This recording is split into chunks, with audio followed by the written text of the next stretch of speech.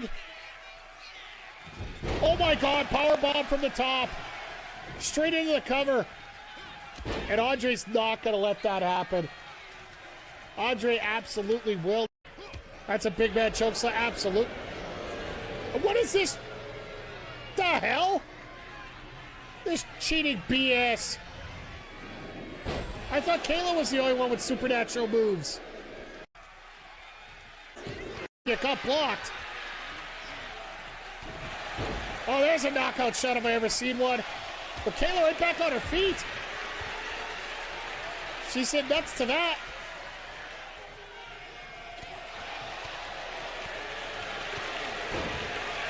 Kayla getting a little vicious. Knockout shot possibly. And it works.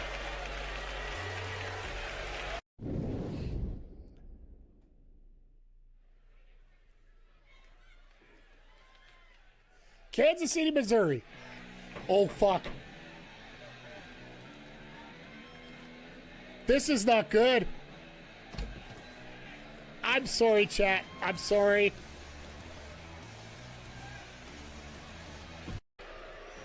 Will hit a top rope move to the outside. I don't think he hit a single. That's right. That is absolutely correct. Will was absolutely, like, the collision detection 25, don't get me wrong, it's not the best. Oh no, it's an OBS thing, sir. I gotta figure out something that's causing it, so.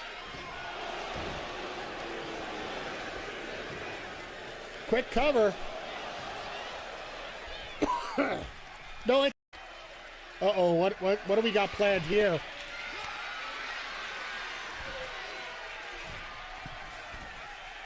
Brian, what are you doing? Oh my God, power bomb from the top. Straight into the cover. And Andre's not going to let that happen. Andre absolutely will. That's a big man choke slam. Absolute. What is this? The hell? This cheating BS. I thought Kayla was the only one with supernatural moves.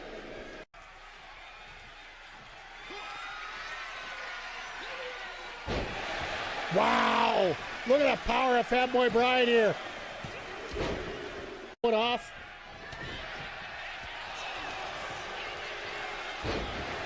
Oh, Spine Buster. This could be it. Choke bomb.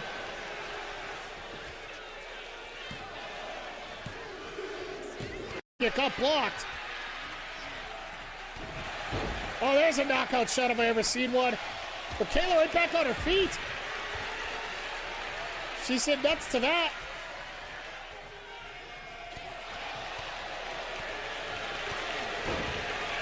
Kayla getting a little vicious. Knockout shot possibly. And it works.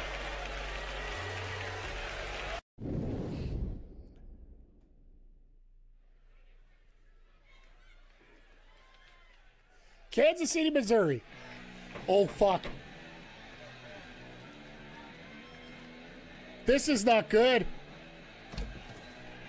I'm sorry, chat. I'm sorry.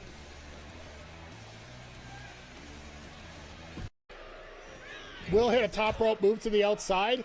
I don't think he hit a single. That's right. That is absolutely correct. Will was absolutely, like, the collision detection 25, don't get me wrong, it's not the best. Oh no, it's an OBS thing, sir. I gotta figure out something that's causing it, so. Quick cover. No, it. Uh-oh, what do we got planned here?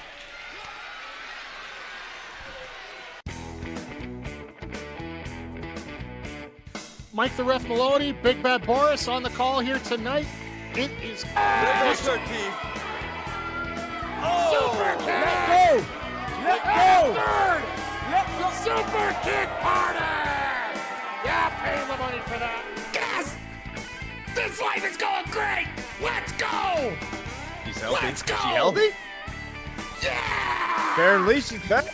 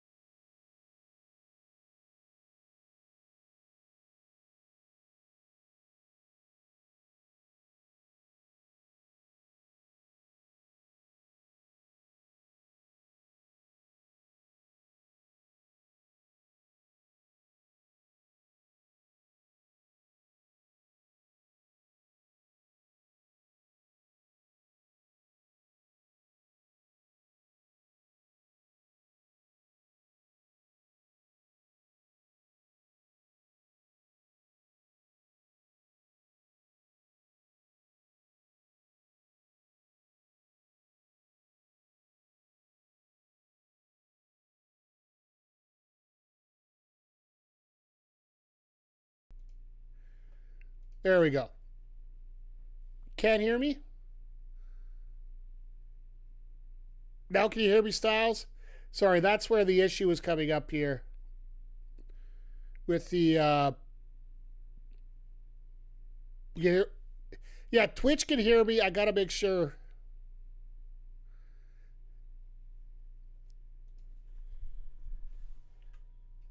Okay, so essentially what happened with my software that I use for editing, my VOD track seemingly disappeared. So, yeah, I don't know why it disappeared. And the VOD track's what goes over to my YouTube, because in case we decide to play some music, it'll kick it right out. But either way, why'd I order this white stuff off from the sky? I think it's about the fact that the Oilers are losing. It's the fact that we got all these stupid releases for WWE, which I think is probably going to be the biggest talking point for these few days here. But we got a hell of an episode coming up here for Collision too. Like,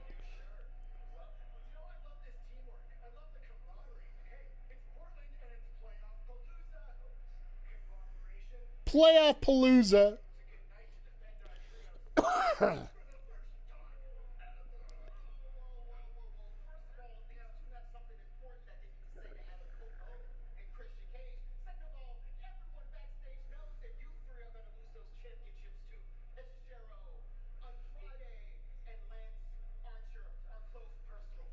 Really? Oh, so we're starting off with FTR. Oh, by the way, folks, I'm just going to leave this on here for one quick second. If you're watching on Twitch, tonight after Collision, our BPW Madness is going to have its debut here, so make sure you stop by. We're running a little late, so we're going to back up here. I'm going to have to find out why my VOD track disappeared. But anyway, no, as we're going through here, yeah, like we said, a lot of releases, 24 in total from WWE this week. And now we got everybody anticipating where they're going to go, blah, blah, blah. I'm not even worried about it right now. 23 wrestlers, yes. And some that were in middle of storylines, some that just finished up. And how about them Sids?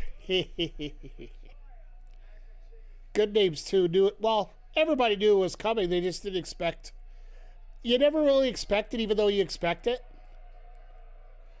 So DLW, unless they have a contract that's running out, and I don't know if any of these actually have a contract that's running out in the meantime. Anybody that's on the WWE roster has 90 days. Anybody that was on the NXT roster has 30 days. Like Tasha May Steele, who won the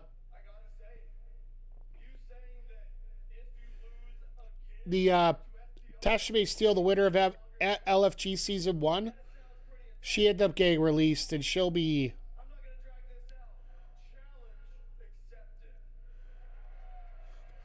Well, we got our second match for Double or Nothing now booked.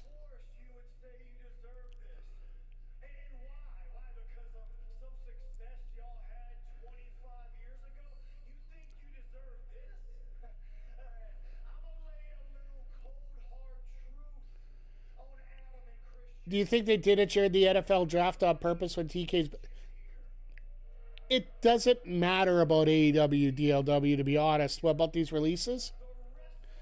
And to be honest, this is pre-taped tonight. If you guys didn't know, this is actually pre-taped because, speaking of TK, right now he is on the phone talking to like hundreds of free agents trying to get them to sign with Jacksonville. Because if you didn't know, his role with the Jaguar... And Styles, I'll get back to your point here in just a moment. My apologies. But what Tony Khan's main role is as a VP of the Jags is when the draft is done, anybody that didn't get drafted, he's on the phone trying to get them signed to tryout contracts, free agent contracts, just trying to get them in their position. So,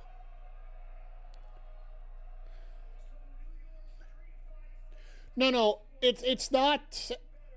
Styles, he's not asking for, in terms of the draft versus versus WWE. He's asking if it's going to be some kind of distraction for TK, seeing that all these releases are coming up. And sort of just taking his focus away from AEW a little bit, which it won't.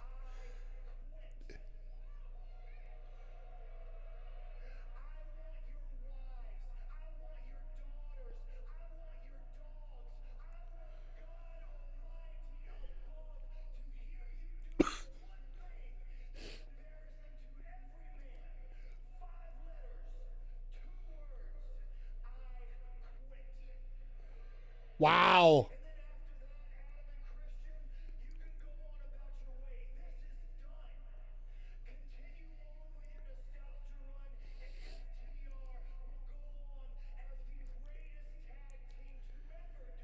This is going to be a fun street fight at Double or Nothing, guaranteed.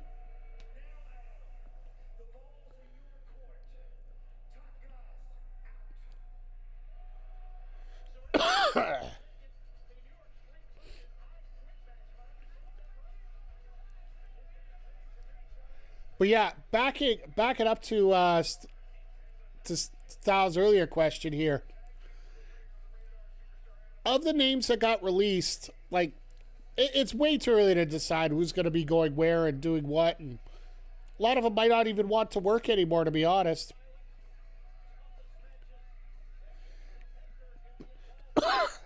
I don't know if AEW picks up a whole lot of the people that are on that list, to be honest with you. There was a note there about if you watch socials today, fans are saying Malachi should go back and restore the House of Black in AEW. More than one wrestler has said no, hell no, screw that, no way. So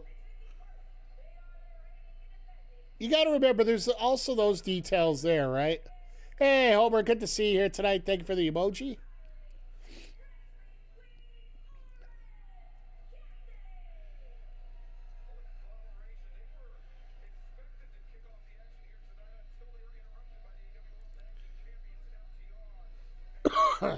But yeah, this was taped on Thursday so that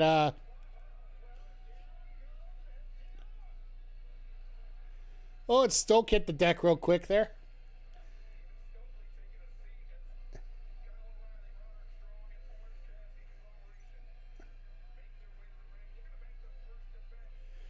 So yeah, they got to beat the Don Callis family here off the bat. But if I had to ask my early opinion, and I'll be honest, it's really not fair to do this right now. Like, think of it. People just literally lost their jobs.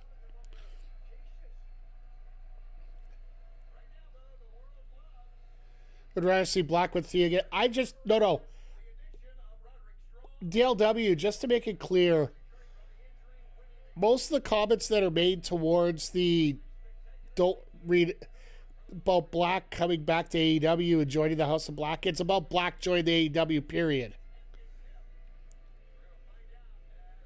While there's nothing confirmed, and there never ever will be, apparently it was noted that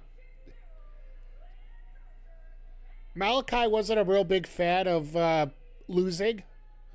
Now, nobody should be, but at the same time, it is a dramatic sport, right? You're paid to just put on a performance, win or lose.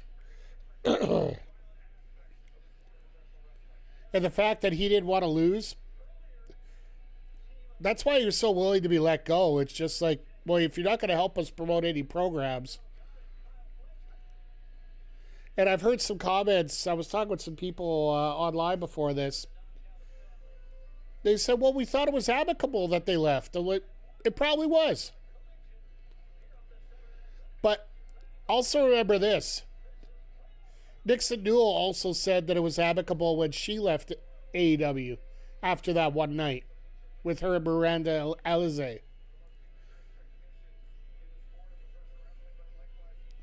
Like, basically, it turned out to hey, no problem. We'll let you go here. Just when the next opportunity comes up, don't worry, we'll call you. Don't worry about it. Don't worry about calling us. Forgive me about the coughing here tonight, folks. I've been just getting over a flu bug here. So I'm almost past the far end of it. But I might be coughing a little bit as we go, so.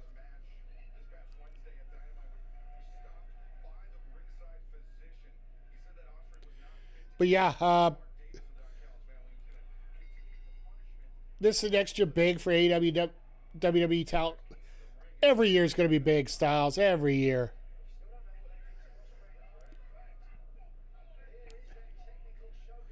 Like, let's put it this way. There are razor thin margins in between how good the talent is on each roster. And there are many different wrestlers that fit in other styles and should be overworking with other promotions. And I'm also talking about MLW as well as TNA. Hell, shout out to Wrestling Revolver. It's actually going on right now. If you guys want to open up another YouTube tab on the side, I don't have enough room on my monitor, and I'm afraid my entire setup will crash. But Wrestling Revolver is actually running their show right now live on YouTube. I don't even pretend to know any of them personally or know how Politics of Angola works, and just like watching the show. Absolutely.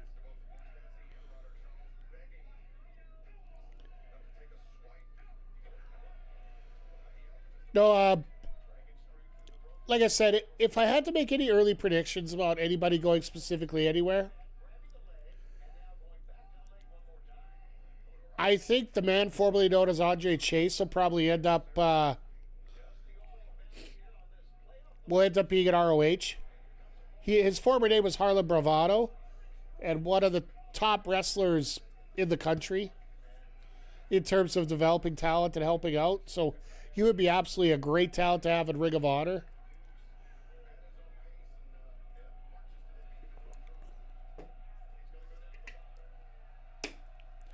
I also think Alba Fire might even make her debut at Wembley. Like, to me, Kaylee Ray showing up at Wembley in like a Casino Gauntlet match would be absolutely freaking amazing.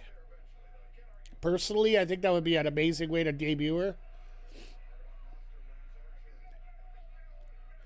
Kairi Sane, I think she goes back to Japan, and I just think she gets to do whatever she wants to do. Like, frankly put, carte blanche everywhere when it comes to Kairi Sane. She can do whatever the hell she wants, whenever she wants. She's just that damn talented, and we all know it.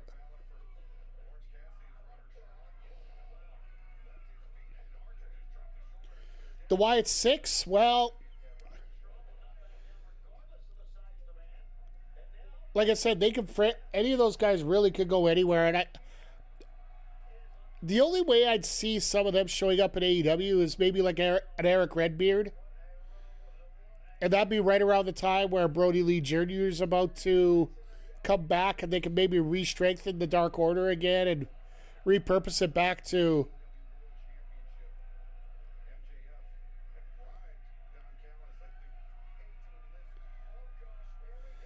Well, Island Dawn's currently in Ring of Honor. She's teamed up with the Grizzly Young Vets in Ring of Honor, and she's down there full time right now.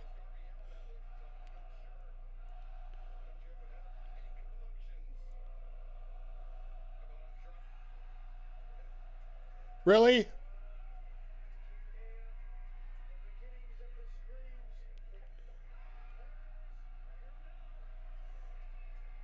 Andrade got pantsed. No, Andrade's just trying to get his pants off.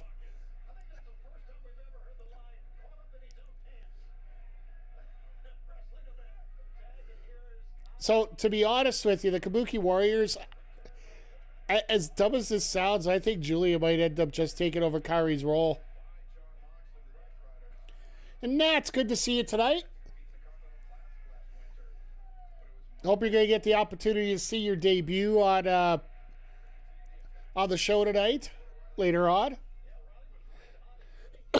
If you haven't checked socials, this is the lineup for tonight. Seth Ross in a triple threat match on the show as well, so...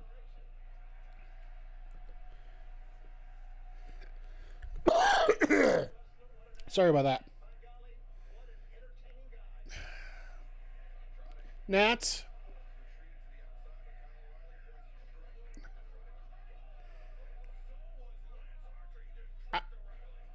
I came very close to timing you out last night for one of the messages you sent me. I'm going to clear this up right now. And we might as well talk about this right now while it shows up. So Zelina Vega went on her Twitch stream and basically said it pissed her off that Sean Ross Sapp was able to get the information out before she was able to get the information out that she was released. It basically went, fuck Sean Ross Sapp and all that stuff. When you're in the business of reporting news, and that is what Sean Ross Sapp does. He reports wrestling news.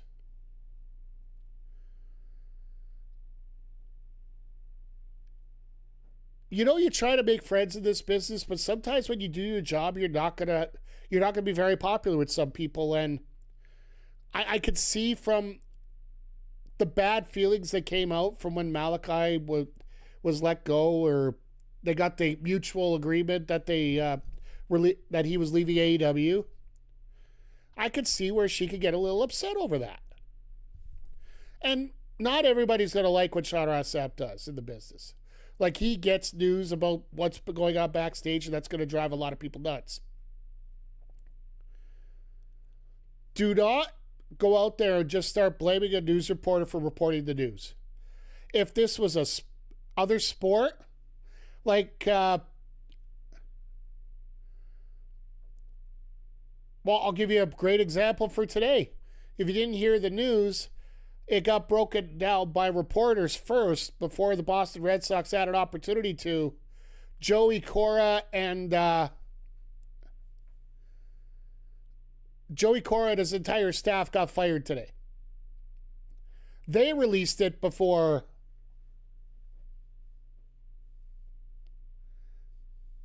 No, Nats, don't ever apologize for sending me a message like that. It's just, I get where you're coming from, STS, but you're also, or from SRS. Got baseball in my mind there. For me, it's more the fact of the information more than how you sent it. Don't ever get upset about a reporter about reporting the news. You might not like what he's saying. He's just doing his job. And yes, he is doing a job. Some people are not going to like it when you do your job because it's not going to make you look very favorable. Like, literally, people just lost their dream jobs. It's going to suck, and people are going to release it in different ways. So, Nats, never apologize for anything you do. Don't. It's one thing I'll never do. My apologies always best said by learn from the experience and make sure it doesn't happen within reason again. And you know what? For us, it might just be a difference in opinion. You might not like what he does in terms of business. And I get it. I appreciate what he does. It's no different than any of these other reporters for other sports. I just can't see NHL teams getting upset because of one of the reporters from Sportsnet or TSN or ESPN or any of these come out with information before teams actually do. None of them ever do. None of them ever worry about that. That's basically where I'm going. But yeah. Talking about tonight, like, we got this trios match to start. We're going to have a trios main event with Jericho and the Hurt Syndicate taking on the Demand, which is always going to be fun. We got Persephone making a return to Collision,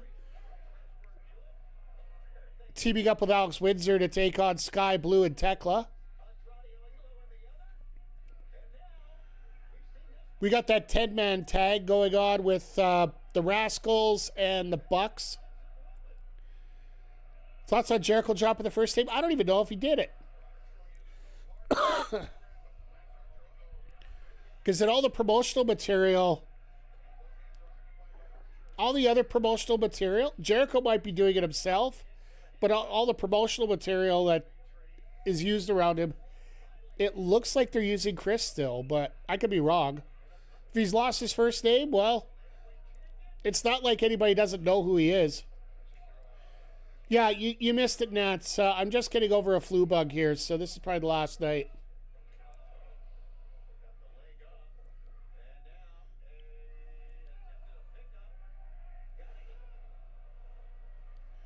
So, yeah, if I'm doing a little coughing and a little sniveling, that's why tonight. So, just bear with.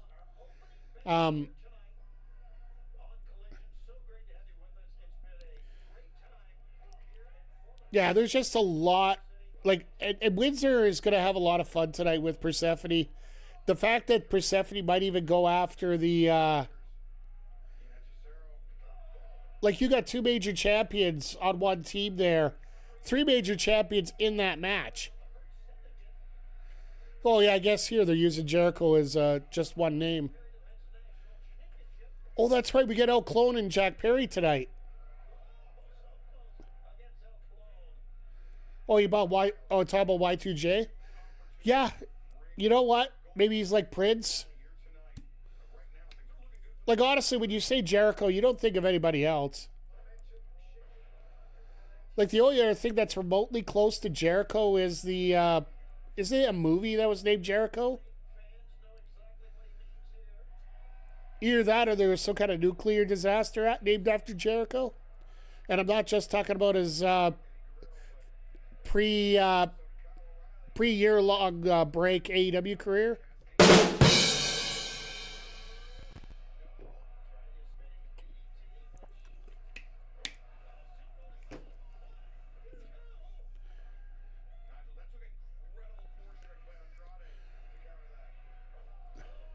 Andrade tried to go for that DM there. There it is. I was trying to get there. Sorry, it just took me a little while to get the drum in.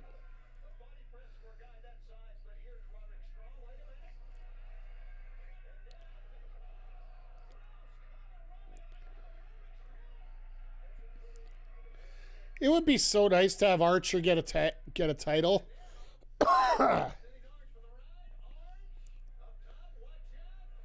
Trying to go for the blackout, nothing there.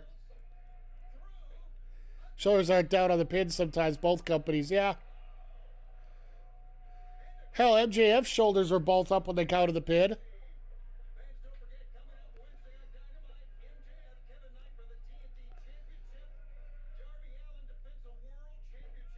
Some are great, some are horrible. Some refs are great, some are horrible, some are what?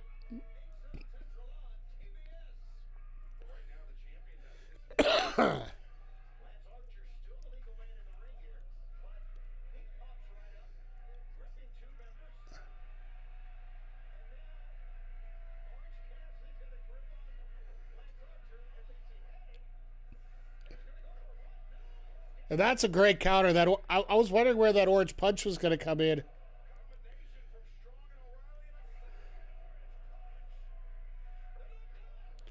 And the high-low.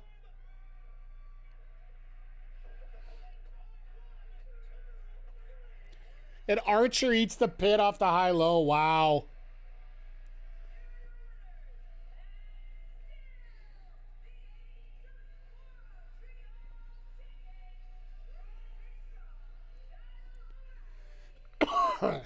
Congratulations to the conglomeration for keeping the titles here tonight.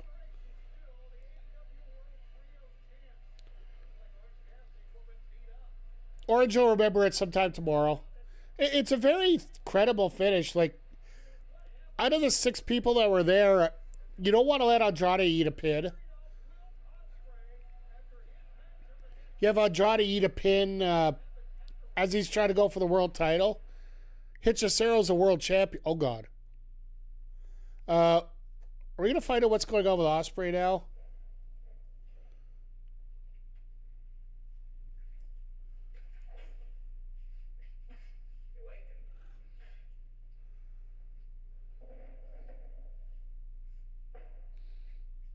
Hey, Mr. Zodiac.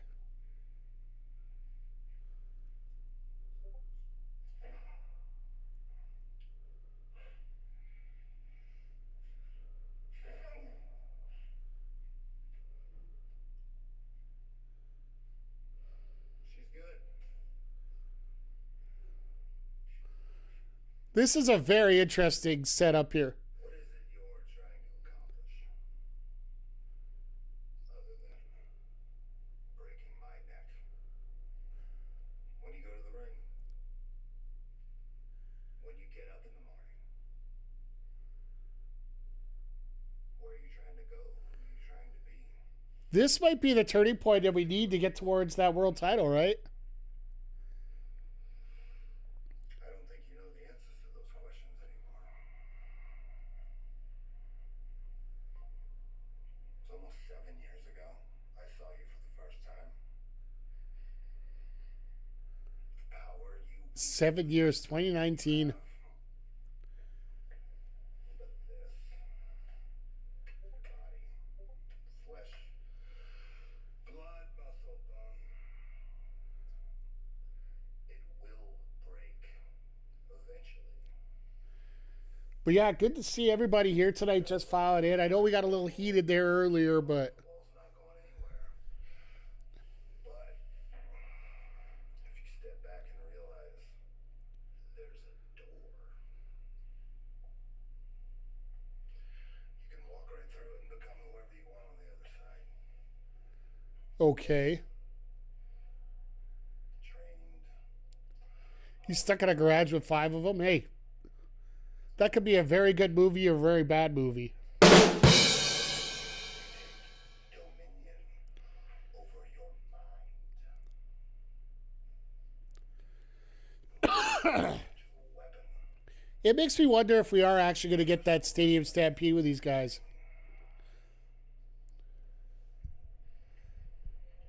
This thing. We'll get back to it here real quick after this promo, because this is actually pretty heated itself.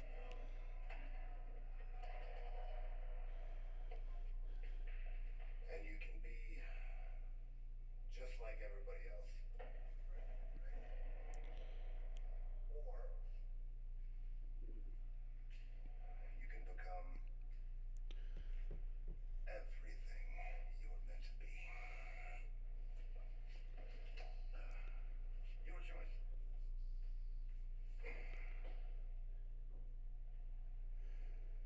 Moxley's literally letting him hit him with a chair.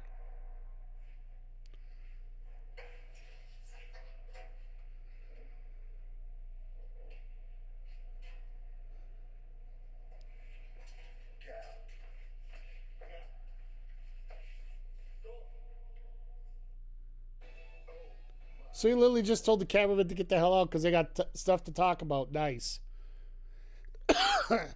No, we were just talking about the releases and whatnot, and just had a little talk about SRS and his job, and just the role of media in. Well, here's the thing. I don't think he left. He just didn't want it on camera. So maybe those guys had a little discussion after. So maybe we'll get there for that. So, but yeah, like setting up for Double or Nothing here. We got a lot of great matches here coming up. But that promo right there, like that pretty much changes that main event all over the place right now. Like, do they bring in the United Empire again for a Stadium Stampede match? I don't think so at this point. Until we see what goes on Wednesday. Because here's the other part about doing something like this. You don't need to have Ospreay in the ring for that long, right? Like, he was on Wednesday, and then he doesn't. AEW doesn't tell stories. Crowd won't know what to do with that segment. Here's the thing about AEW, and this has been happening ever since 2020, since 2019, basically. They will find a way to tell a story that will last 3 years. That was your favorite segment a long time? Hey, I want to see where it leads to, and then I can maybe say it. I can't say it right now, because if the payoff's absolutely garbage, then because let's put it this way. We all thought it was just such a great moment when Randy was on the phone talking to somebody, thinking it was going to be like, you know, Arn Anderson, Ric Flair, Charlotte Flair, Vince McMahon, Shane McMahon, Stephanie McMahon. And it ends up being Pat McAfee. And yes, I know the stories about Aleister Black and whatnot as well about that, but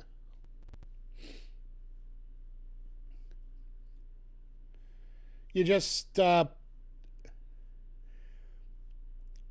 always I don't want to review things right at the point. I want to review them right at the end. Because, yeah, like right now, it just doesn't make a lot of sense about what...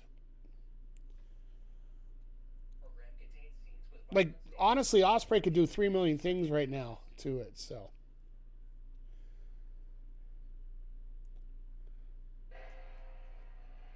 So which one are we getting now? Oh, this is the 10-man insanity tag.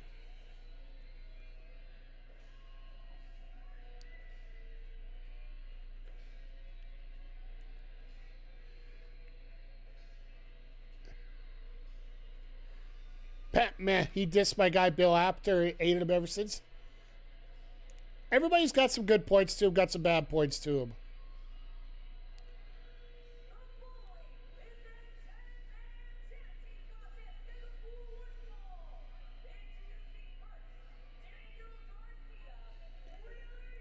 Oh, this is going to be a little bit of insane.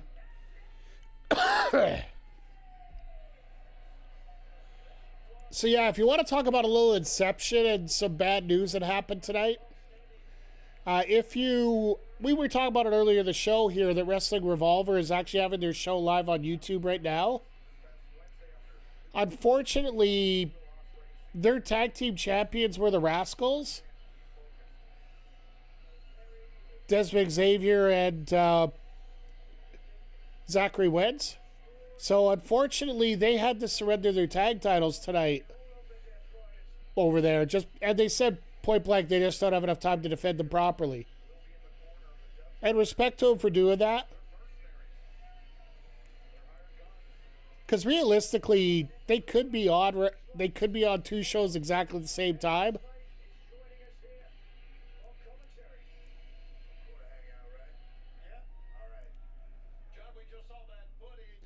I love Shivani right there. Is it cool to hang out here? Yeah? All right.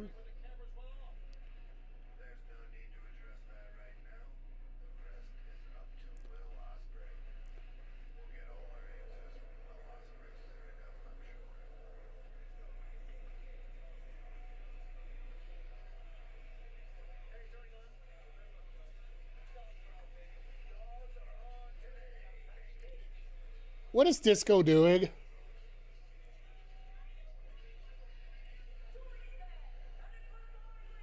At least Clark Connors has changed his gear a little bit now.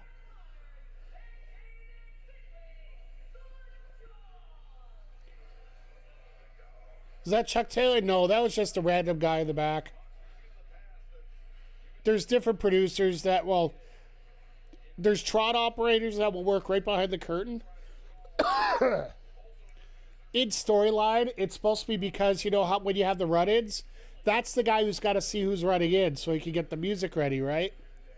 We always kid about that button that we have, that emergency button that everybody has to press to come out.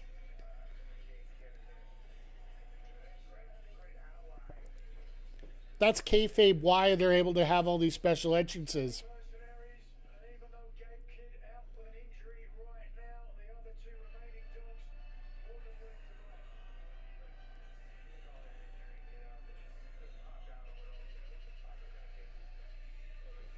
I'm gonna I'll get a little bit of a laugh here if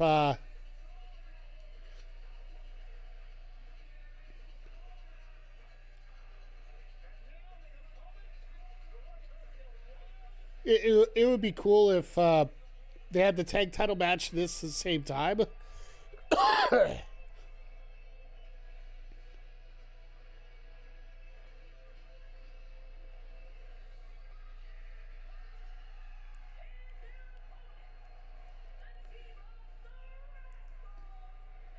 So, I find this a little funny.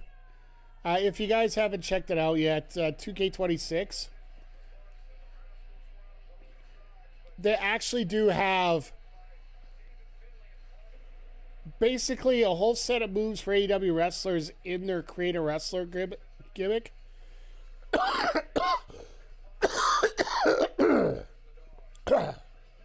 Sorry, chat. I promise this will be the last night we have to deal with this kind of crap on me for a while. But, so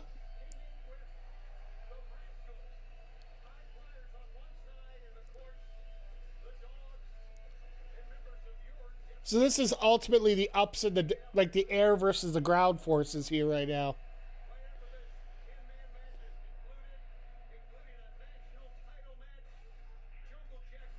Oh, they're going right into the title match after this. Okay.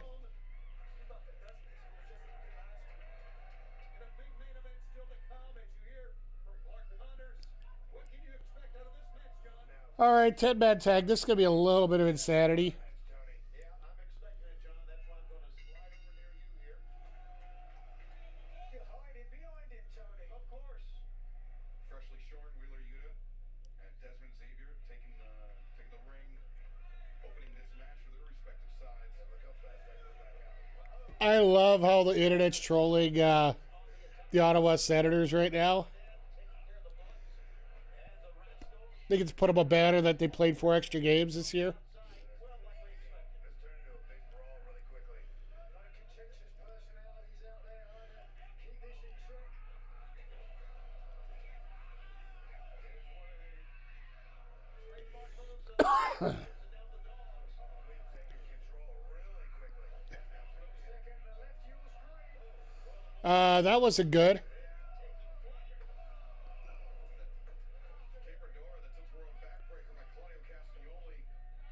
Yeah, let's do it again. Oh. Jackson, Hunter, you putting yourself in harm's way?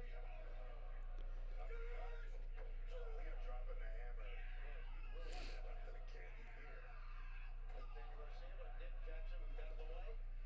Watch on the outside. It's Matt and the Rascals.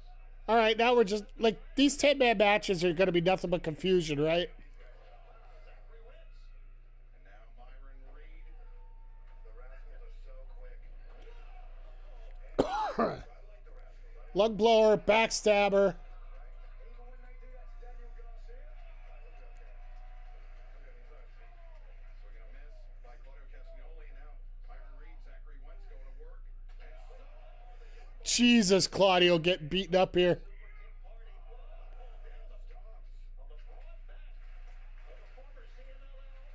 Shout out to this crowd who's still fired up here.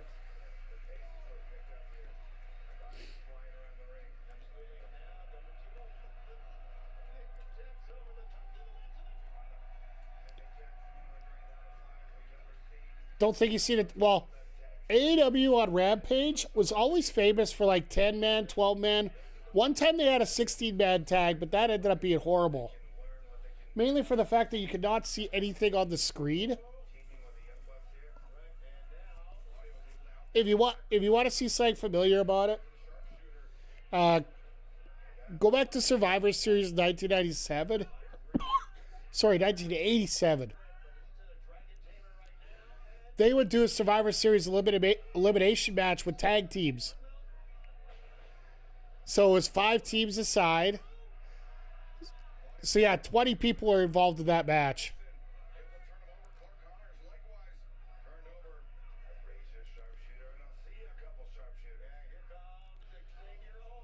Oh, what's Yuta going to go for here?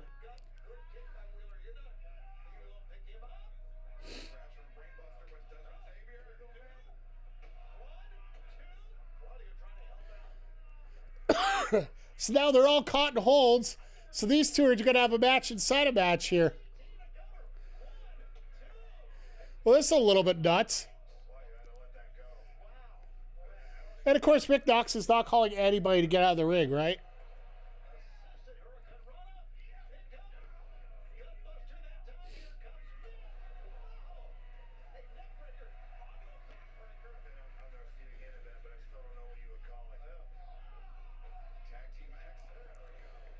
I would call that getting beaten up.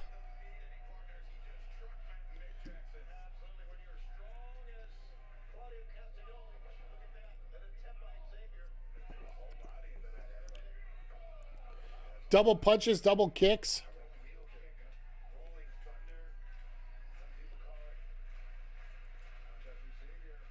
I don't know if you call that Rolling Thunder. That was more of an RVD thing.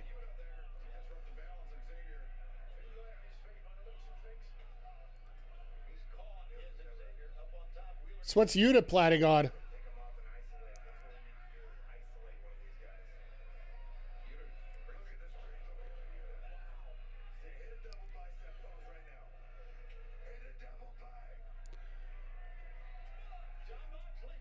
Moxley tried to coach, but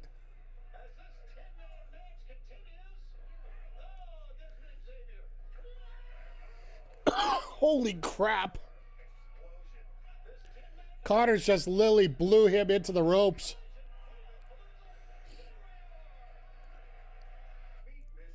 All right, here comes our picture-in-picture, not picture-in-picture segment once again. In kayfabe, is Rick Knox a bad ref? No. He's just the Bucks' personal referee. That's the thing. Every Bucks match he does. It's just known. I think the only Bucks match that Rick Knox didn't do was, I believe it was a match with Jericho, and Aubrey ended up doing it. But yeah, every single Bucks match has been dealt with Rick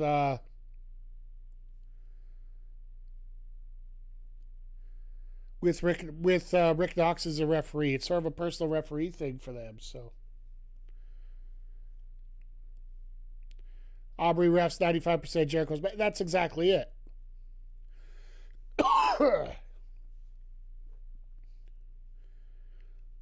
Like, there's very few matches that Aubrey hasn't done that are in Jericho's. Like, I expect her to be in the main event tonight.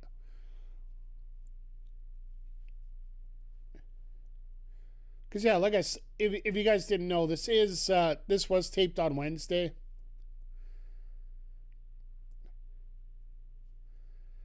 Just because, once again, Tony Khan is in Pittsburgh for the draft, or I guess he's in Jacksonville in the War Room for the Jaguars.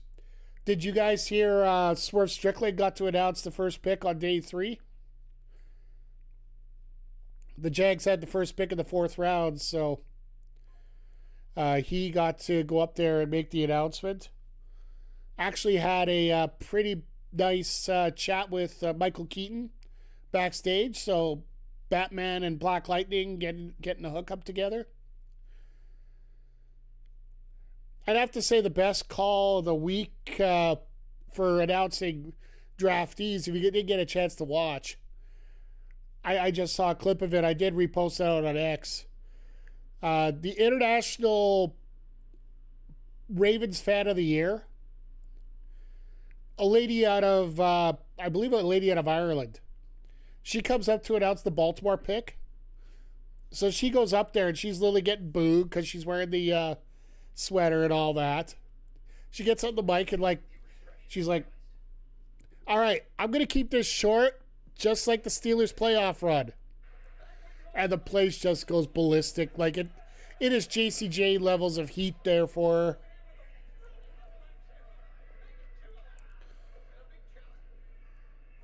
Oh, well, we got a split second here. Just want to give a shout out to JC Jade and Fatal Influence, Fallon Henley. I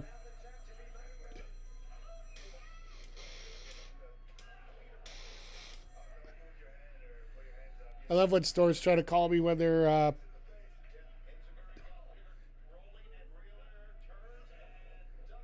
I'm off work, damn it. I've been off work for 4 hours.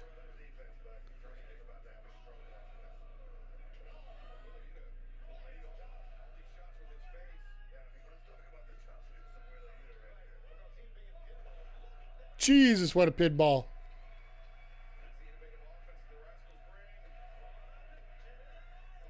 Connors didn't get up in time to get in there.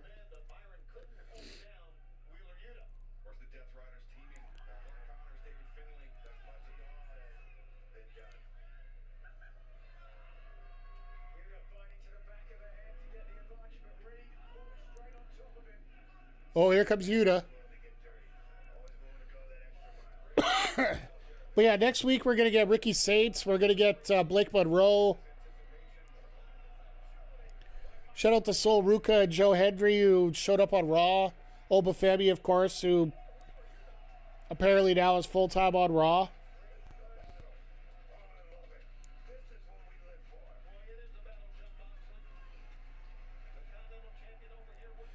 Moxley's like a heel that isn't a heel right now, right? Got to replenish the ranks, yeah.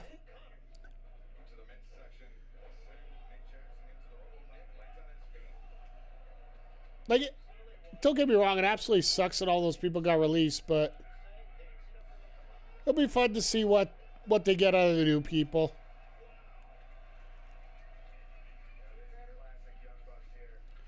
It's one thing I give AEW credit for. 95 times out of 100,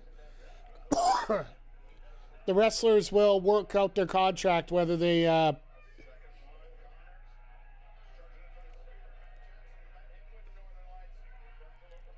oh, let's just do a Northern Lights on everybody.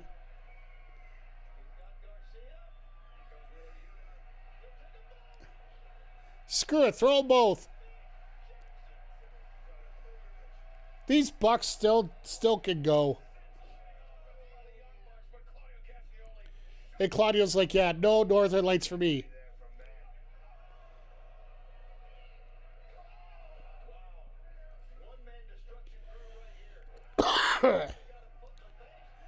Unfortunately, you get 2 feet in the face, it's going to cost you something.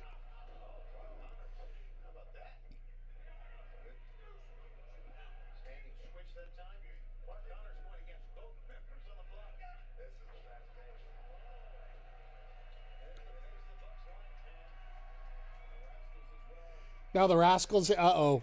Connors, you might be in a little bit of trouble here.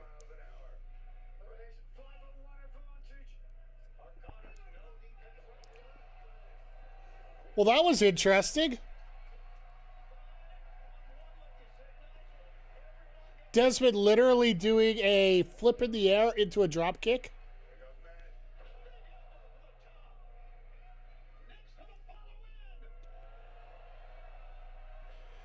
You gotta admit, the Rascals are probably, like, living the dream right now.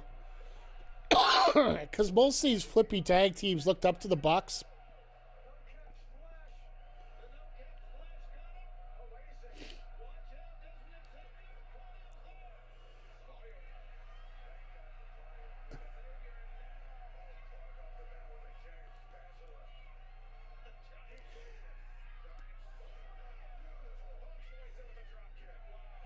Well, that was a good reversal. But yeah, in terms of the releases, one other interesting point that a lot of people are bringing up. And if it happens, it's great karma. But if not, the first Dynamite after the 90-day clause kicks in will be in Detroit. So if they can do the Motor City Machine Guns in Detroit, in their hometown, that'll be the end of June. So that's on the road to All In. So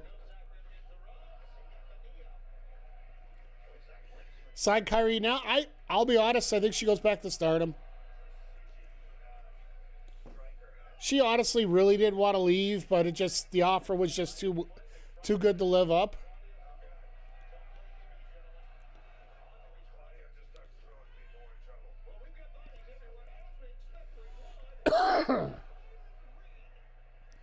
Maya Reed just don't give two shits. Oh, God. Myron literally got caught by 3 people.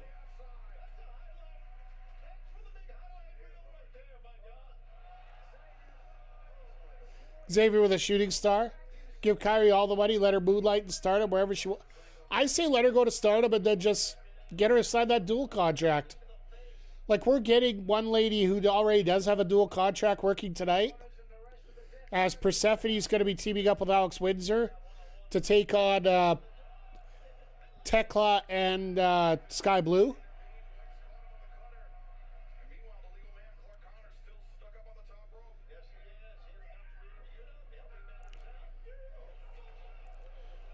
Oh, wow.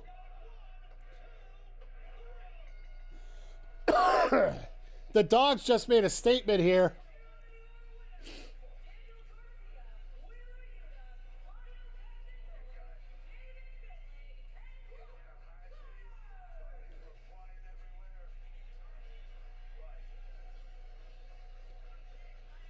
Give me a long-term Dogs Rascals feud. Amen.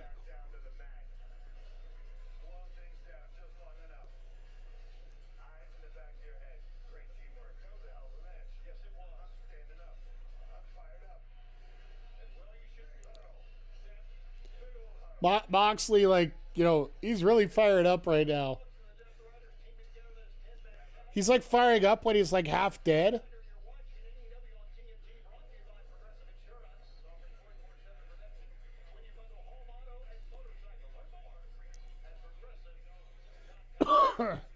I guess you can't have faces winning all night tonight.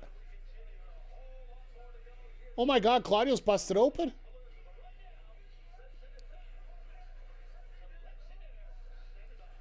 All right, Lexi, who are you talking with?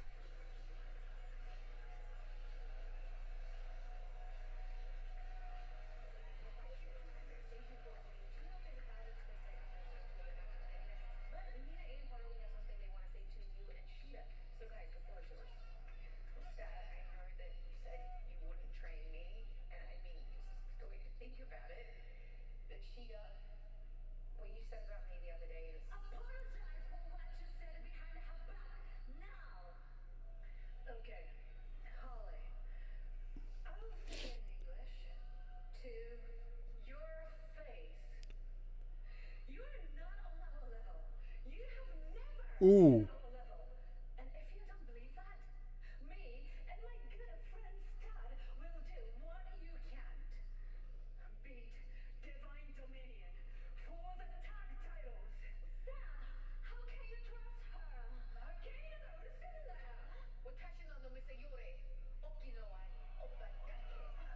Ooh. Said she would feed her to her cat.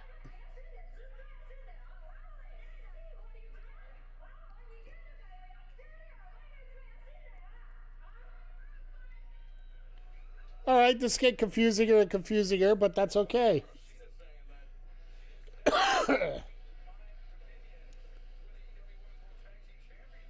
So are they going to do that next week?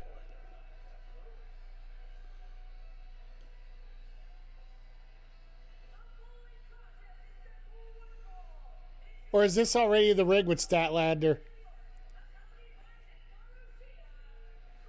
Yeah, already the rig.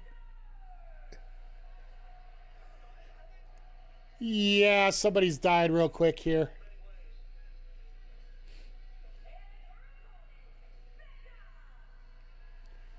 Oh, Becca got her 3 back. It was a little bit of a joke the week in Vancouver when she was there.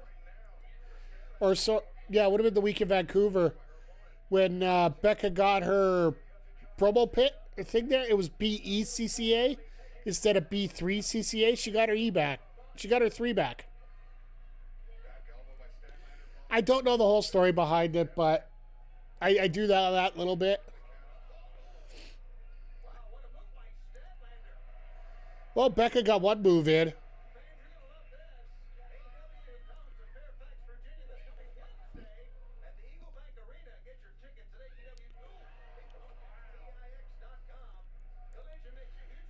So, I'm not 100% sure what's going on Backlash Day for Collision.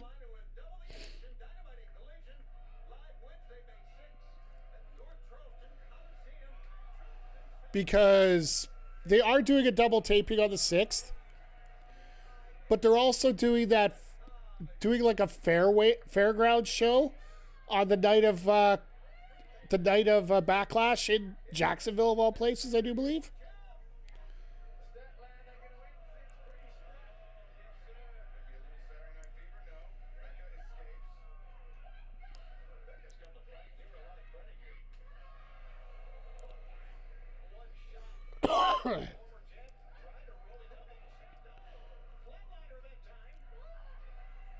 I'd have to go take a look just to confirm there, so.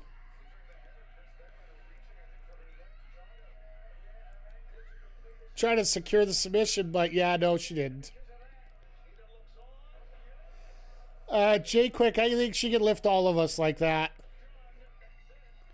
without even thinking twice.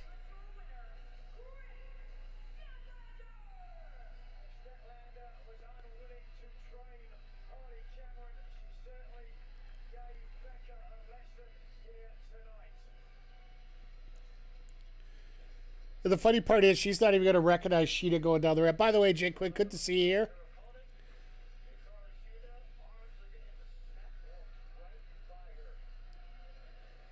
Sid never looked that good.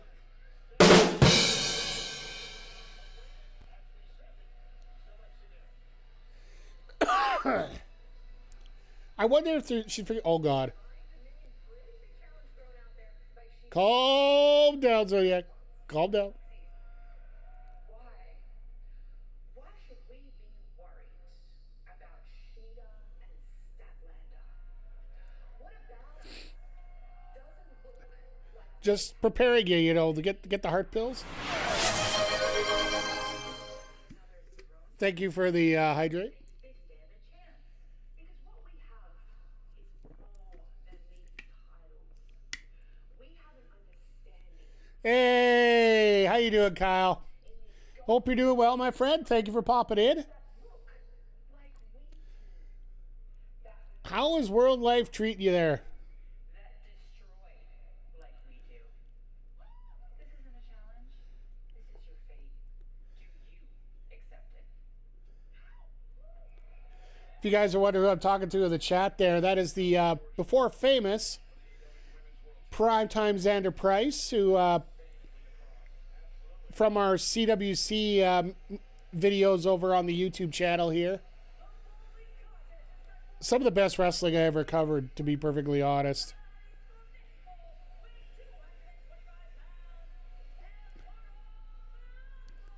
I'm really surprised they didn't give Rush one of the NFL flags here. Or masks, sorry.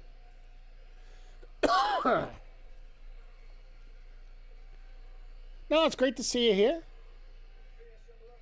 Great to see everybody here tonight. I know we're getting a real boost in the on the YouTube side now, so once again, everybody for stopping by.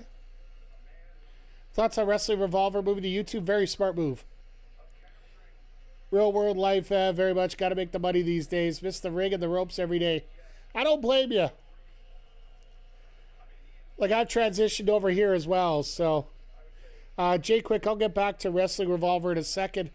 I hope that some of you do actually have it on a second screen right now.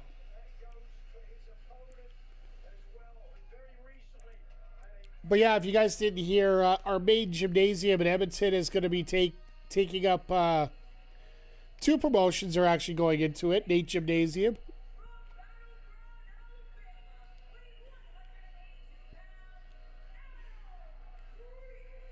Well, at least Priest gets an introduction. He's not much. He's a little higher than already in the ring, but that's pretty close here. Jay Quick, we talked a little bit about it on Wednesday after the announcement came down. Wrestling Revolver moved to YouTube, I think, is a very smart move. I know that one of our local promotions, Love Pro Wrestling, has taken themselves off IWTV to go back to YouTube. Because, well, frankly, the subscription services, because there are so many these days, are not just getting the return on everything that they need to. There it is, Fairway to Hell. West Palm Beach, sorry, not Jacksonville. Grab your tickets now at AEWTIX.com and look forward to seeing you on a Saturday night at the SoFi Center. Lateral press attempted. Why are you pissing off, Roosh? I think Adam Priest is probably one of the few people that probably could get away with that. But yeah, a lot of promotions are moving over to YouTube. Hell, that's why we multi-stream on YouTube as well, because it does increase that exposure, right? Like, personally, I find that the moderation tools are a lot easier over on Twitch.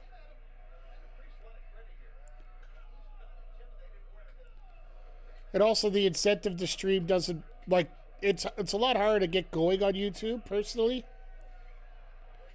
But once you get there, you're good. And I don't think Wrestling Revolver's got much of that.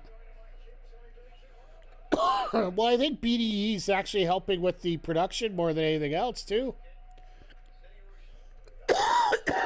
Sorry, chat. I don't mean to be hacking up a lung over here. Just getting over a flu bug if you came in late here, so. Yeah, I like the fact that he announced it because he's got more of a social following than a lot of places. Like, you could put that post up on X just by itself.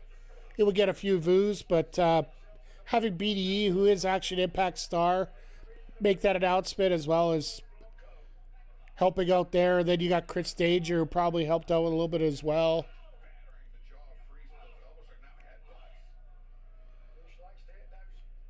Yeah, the only bad thing I've heard about it so far is the fact the Rascals had to forfeit their tag titles. They're coming up with new champs tonight.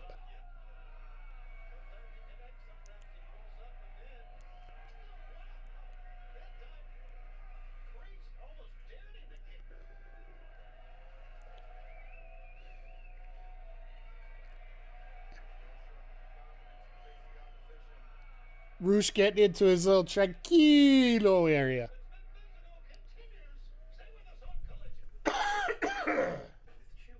Sorry, chat. I'm going to be apologizing a lot tonight, I think. But, no, overall, I think, like, YouTube still isn't giving out the monetization that you really want, but I am Canadian. That's always a good point for that. I always apologize a lot. But, yeah, no, moving over to YouTube for a lot of the stuff here for wrestling promotions is turning out to be more of a smart move.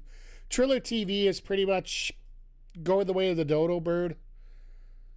I know that Maple Leaf Pro is more than likely pulling out a Triller. Their stuff is now going to be available up on my AEW. So that'll pretty much negate the need of an extra service. And then, yeah, a lot of the indies are going to start walking away from it and just... There was some restructuring going on there that we don't know. Like, we know a little bit about, just the fact that we know that it was happening. So as far as I'm concerned, we're...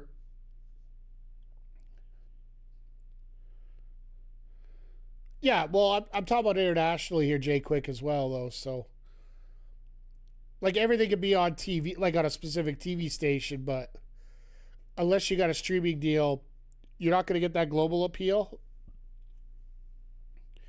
And that's the thing. Like, in terms of and Maple Leaf Pro, no bones about it. They're making their first, I think they said June 15, 16 is their first 2 dates that they're actually taping for TV.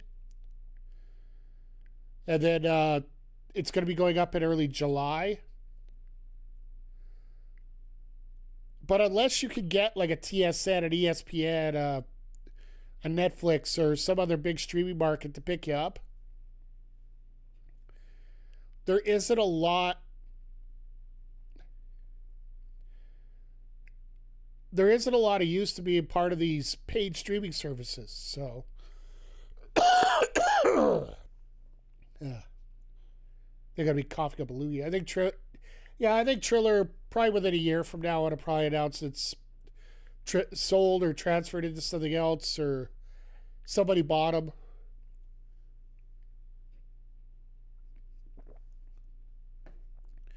It wouldn't shock me at all if Tony Khan walked in and bought Triller. The thing is, he'll buy it for pennies on the dollar, right?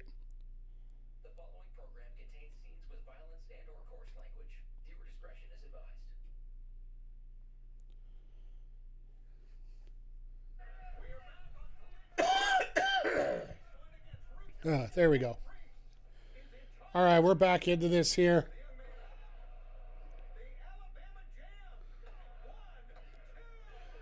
He calls it the Alabama Jam. I call it the Fuckbuster because it ruined your ass.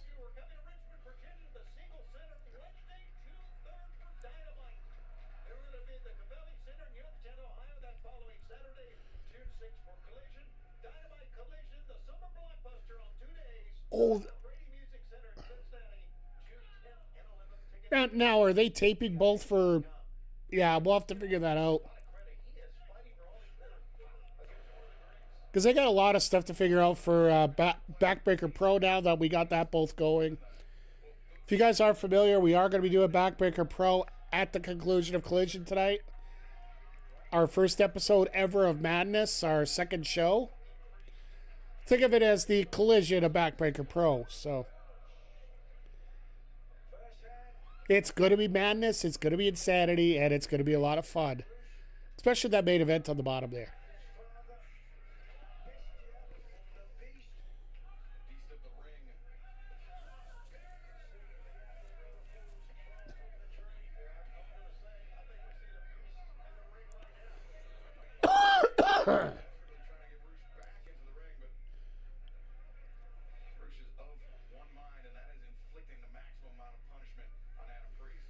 But yeah, just as we're going in here, like Roosh decided to take the stapes to confiscate from my face for podcasting. Trio's main event, Chris Jericho and the Hurt Syndicate taking on Ricochet in the Demand. A lot going on here tonight. A lot going on in all of wrestling. Is that, I was wondering how long it would take for you to do that. Wonder if Athena loses her title since Survival of the Yeah, you're wearing a mask though. Well, it sort of creates the Zodiac character instead. We can really move it into something here, so. And I really don't know what we're going to do with Athena there. Like, she's so damn close to the Roman Reigns record. I don't know if it's that important for them to do that or not.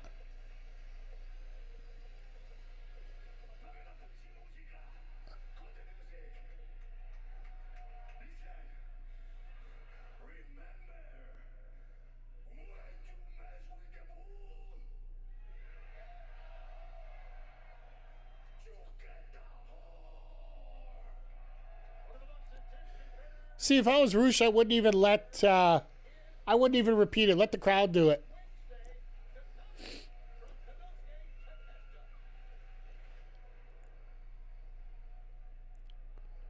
Okada, out of respect for Don Callis and Don Callis' family, I tried to avoid this.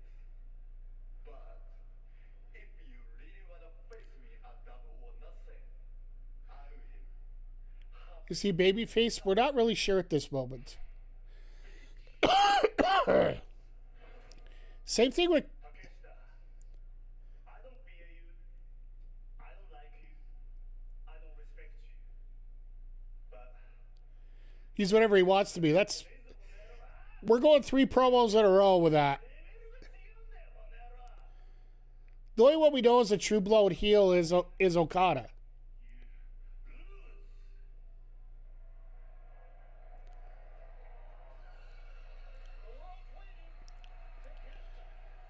All right, here comes Persephone and Alex Windsor. We get 3 champions in this match, by the way.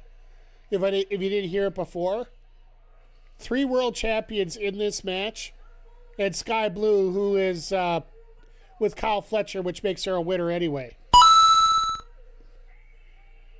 Can't wait for that match. That's going to be insane. And the thing is, they're going to get to run it again.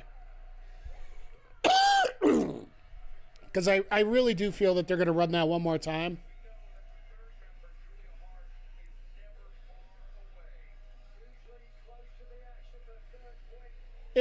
She isn't that far away, then why isn't she coming down to the ring?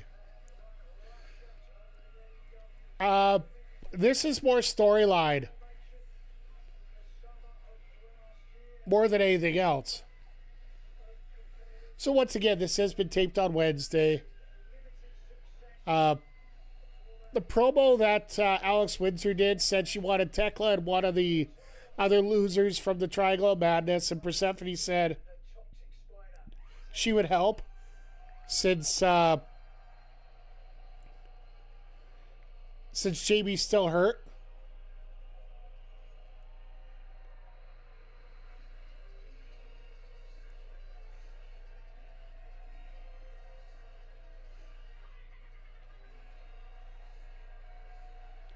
This crowd doesn't know Persephone. They know her now.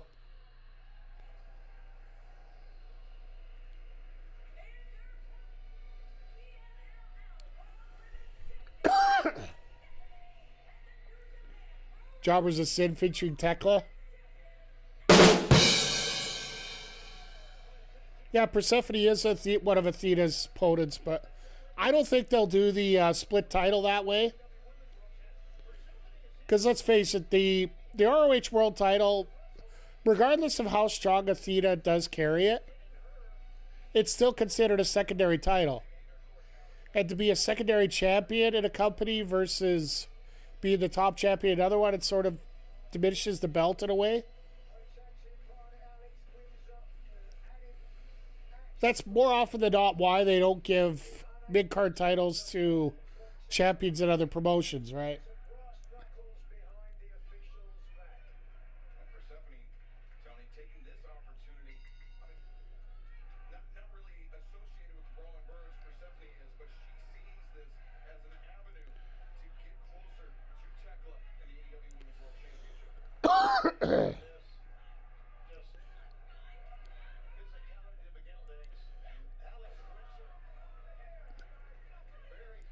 See, if you're going to do it the other way around, but it also confused me a little bit when they, like, I know this is talking a little backwards, but when Mercedes had the TBS title as well as all these other ones, it almost makes it feel like the TBS title is getting elevated for that point.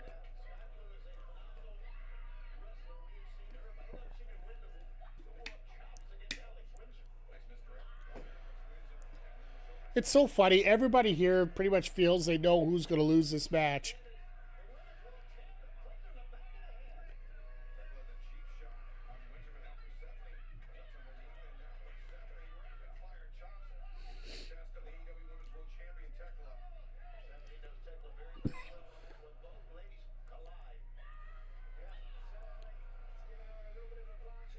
Twist would be Persephone to get the pin on Tekla. I would love to see it.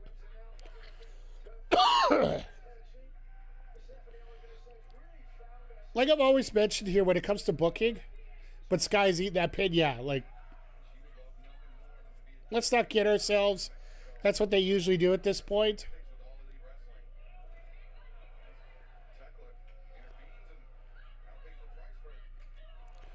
Oh, God.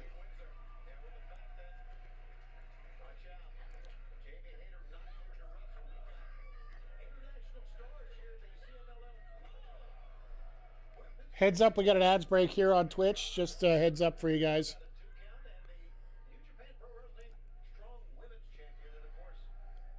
But yeah, as we're going through this here, they do have to slowly work themselves into getting some other title matches set up. And we do have Forbidden Door coming up at the end of June. So having Persephone and Tekla possibly getting a talk to right now might be a good thing to set things up a little bit.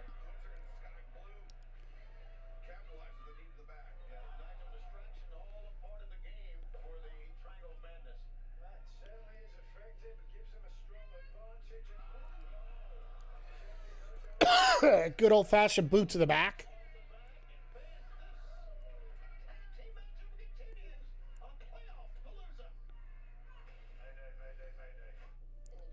Good old playoff Palooza here. But yeah, well, once again, like, going forward, like, they have 6 weeks to build to Double or Nothing here. So they really haven't set up anybody that's solid for a contendership for the women's title.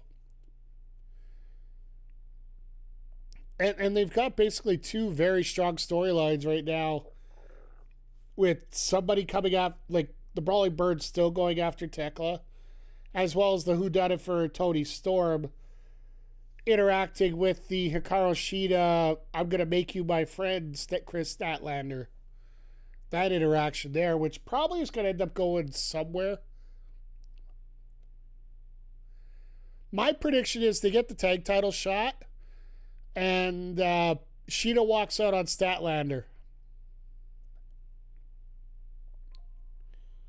And that's when we start seeing the real heel turn from Hikaru Shida.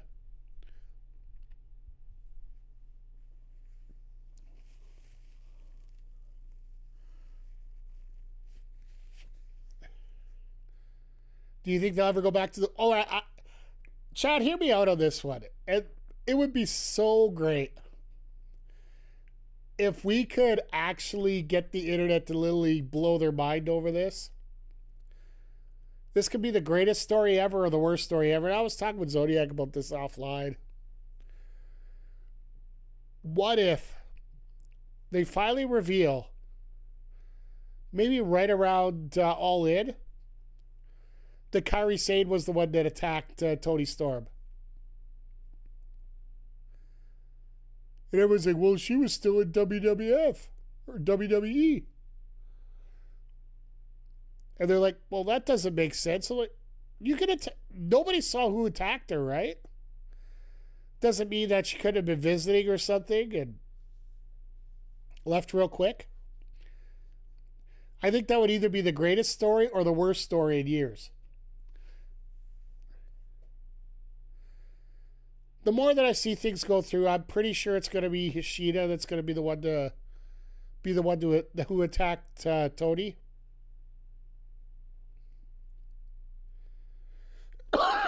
Charlie, that's exactly what Zodiac said, and I agree. That's probably the most likely target.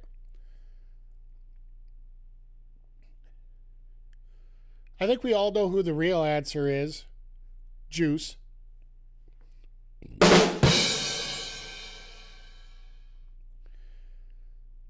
Sorry, I don't have the Pornhub link here, or the sound. There we go.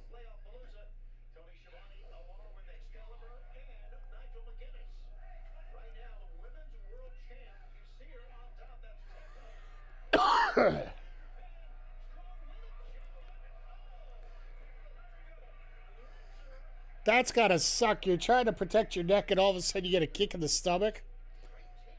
So you really don't know which way to really sell. Two-thirds of the triangle competing here tonight, but we mentioned that Julia Hart, the third point on that triangle of madness, never far behind. Certainly something that any opponents have to be aware of. Oh, wow, did you hear that? Yes, I did. That was a bit of a crack there.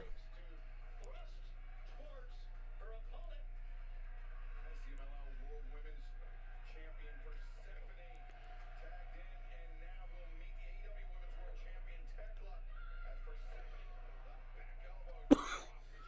Yeah, Tekla Persephone might actually work. That's world champ, great step that time. Persephone catches the leg. Hoist up the champion, and Like, I can't wait till we get the Persephone and Bozilla match again. I hope she gets better. Like, it's going to be a while before she gets back at it, but So greatly like so many wrestlers by the late great Eddie Guerrero. maybe a brainbuster. Knees from the champion. Escape.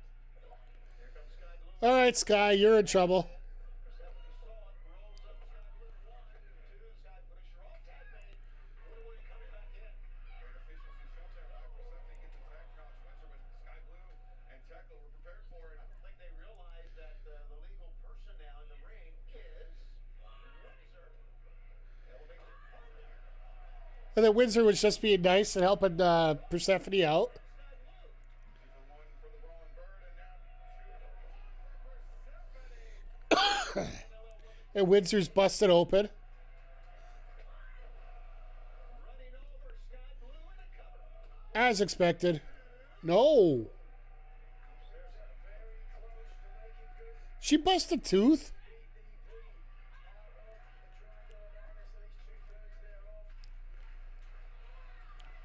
Up against the ropes here. Want to be. Boy, Windsor's chops are really something. Windsor, a vicious striker, but Sky Blue elusive. Nice kick. Thrust kick. Great kick. You're right by Sky Blue. And now Sky looking for code blue. Persephone. There to interrupt. Persephone with the interception. Sky Blue was stuck on the back. And Persephone What if it was a certain DMD? She's too busy getting drunk at the Steelers draft party. She was on TV like about 5 times during the draft, wearing an NWO hat. Don't get me wrong, I'd love to see her come back, but I don't see that coming anytime soon.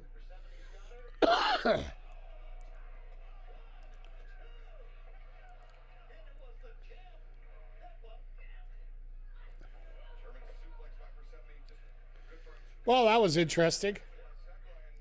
Oh, yeah, here we go. This is how,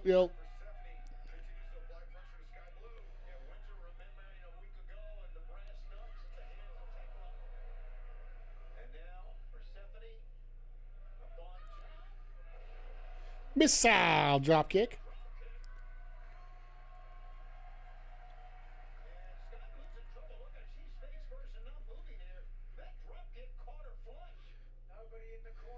Yeah, this is over. Oh, where's Julia? There's Julia.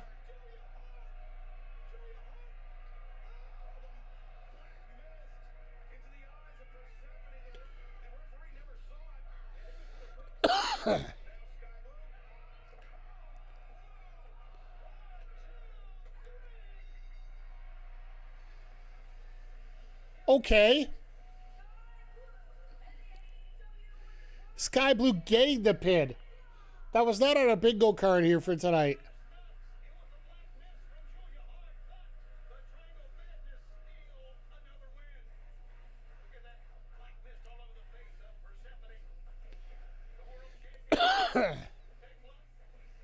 The Black Mist is back. And before anybody thinks anything,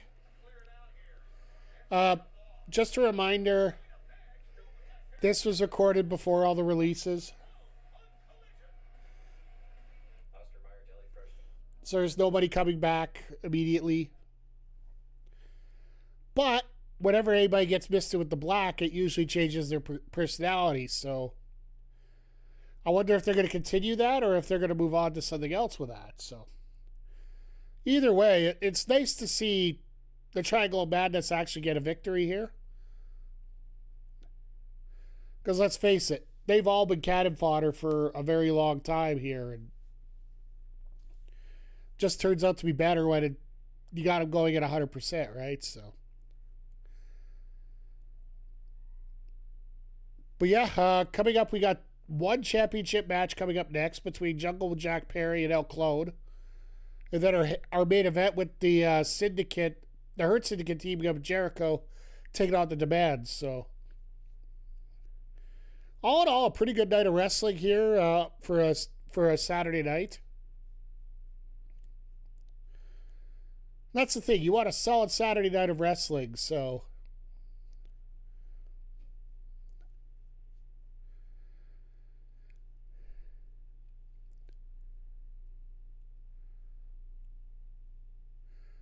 But yeah, as we go forward here, like Wednesday, MJF and Kevin Knight,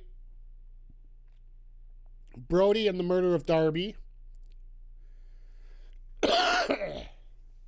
Which still makes me wonder how Darby's going to win that one, because he will.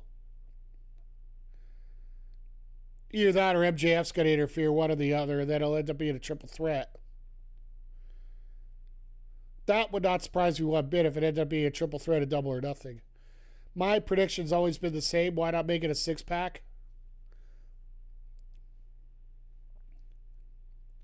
Because if they're literally going to go through all this, I would assume that Andrade's probably going to end up being the challenger next week, like after Brody. If he wants to go through a list of Murderers Row, that to me would make sense. I don't know when Swerve's coming back.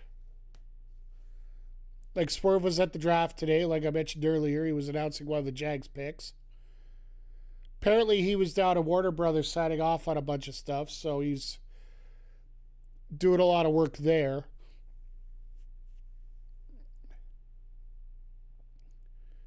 And then, yeah, it's just, we still have, what, 4 weeks left until Double or Nothing here. So we still got a little bit of pace to push here. Scenes with violence and or coarse language. Viewer discretion is advised.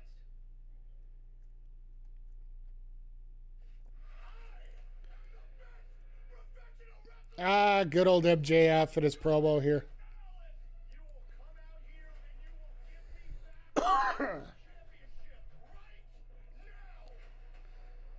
I gotta admit, I do love these packages that they're now producing for AEW. Just, it helps people watch if they miss a show to see what they have to catch up on, right?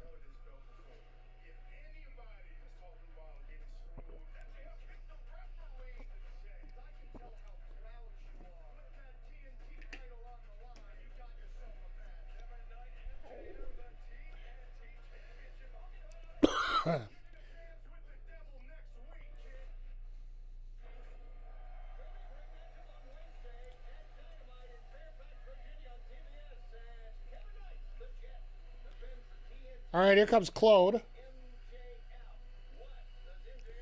Interesting we don't get no Don Callis. I know we don't see a lot of Don Callis on Saturdays.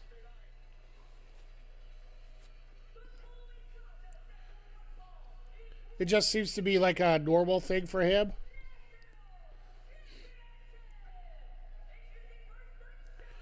That way they get a different set of vibes here when it comes to Collision versus Dynamite.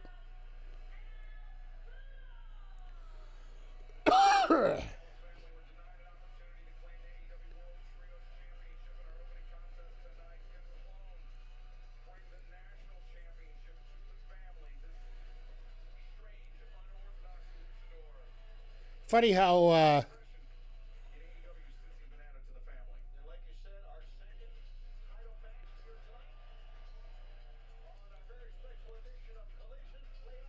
right, here we go.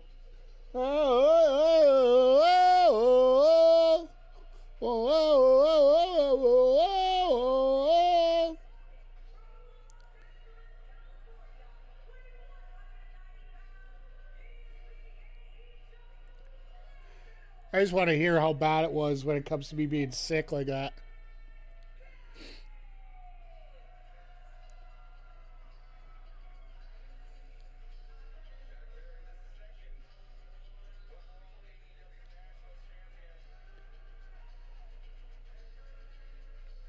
Nice gear. He's got the black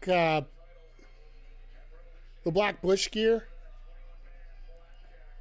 Yes, I know that can sound very bad in many different ways.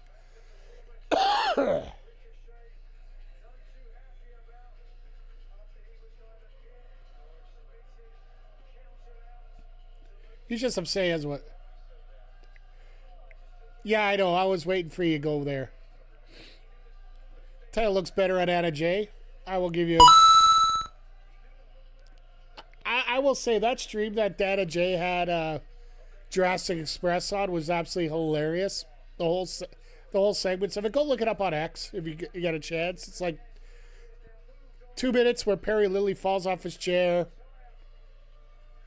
tells off everybody for not liking the Bucks.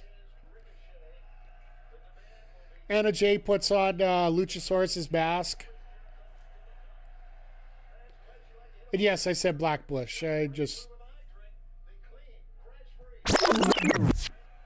We'll go with that. It is a good theme song. It's just better when I don't sing it, right?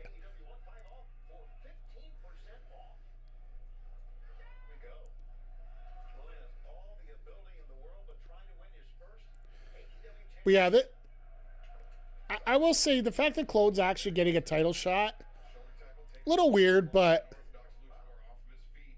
it's nice that he is getting some extra action in. And you know Perry's going to make him look good, so. And vice versa. Because really, Perry doesn't have a whole lot going on right now.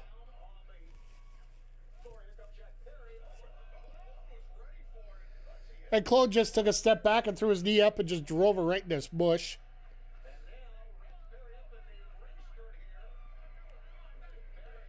Oh, God.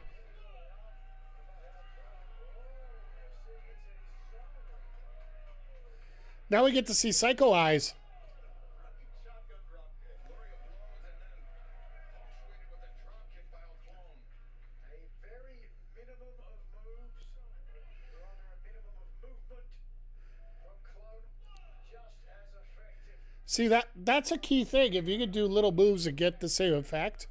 Making the challenge. Callis is it really your biggest or your baddest? Well, Clone certainly fits one of those perceptions. Bumping and actually stepping on the head of Perry. Clone is not done. Broke the count. Clone, who's a longtime rival of the currently injured Hologram. He's not injured. You guys just didn't use him enough. He's been cleared already, unless he got injured again. Jack Perry using the ring post to get the leverage that time and the momentum, and now climbing up top. Clone is back up though. But still the drop kick from the top. The missile drop kick connected.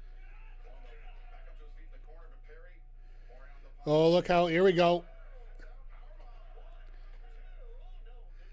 It's a quick blue thunder bomb, I would call it personally. Got a 2 count.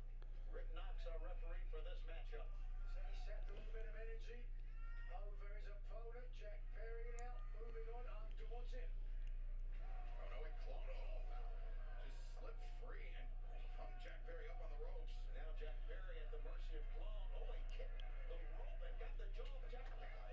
And then Oh my God. Sorry.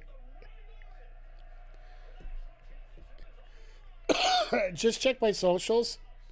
So if you were here on Wednesday, yeah, I think it was on Wednesday when Philly played Pittsburgh. Well, Gritty decided to take the Penguin and literally throw him off the second balcony to the floor. Well, Penguin decided to show up for Game 4. So he beat him with a crutch and threw him over again. Like, Gritty's going to get arrested. Unless he's playing in the Carolina-Ottawa series. Then, you know, that's just considered boys will be boys.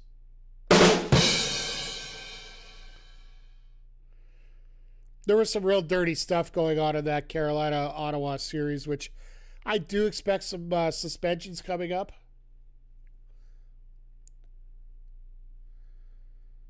Like one Ottawa guy's got a Carolina guy in the headlock. Meanwhile, the guy, another Ottawa guy decides to uppercut him right in the jaw.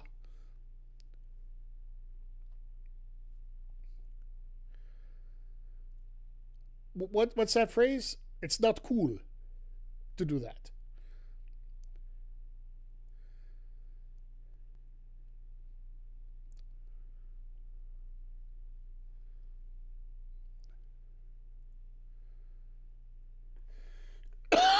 Excuse me, sorry.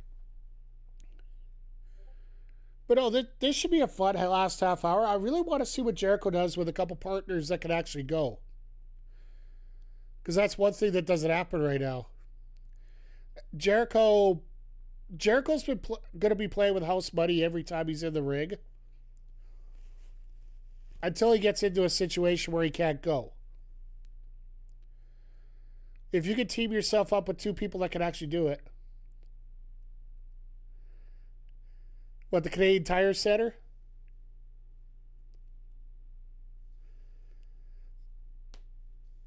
Yeah, we know. We all consider it a big jumpstart program.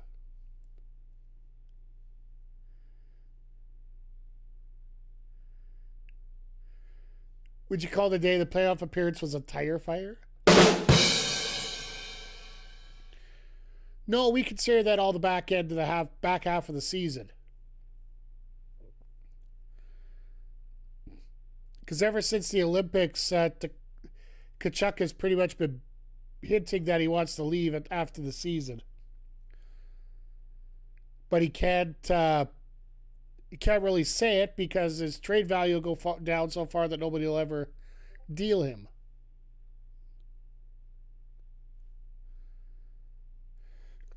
Excuse me. Sorry, chat. As we come back for the break here, we got one more match and a half to go here. This should be in the closing stages of this match. Oh, we're getting Statlander and Sheeta gonna get wrecked. All right.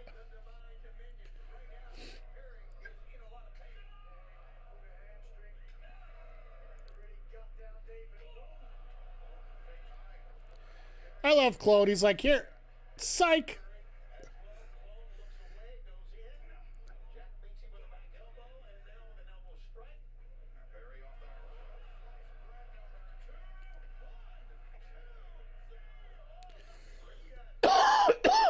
Sorry, excuse me.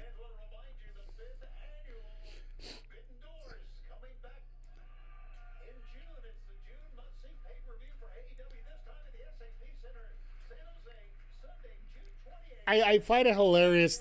It's actually the same day as Slammiversary for TNA.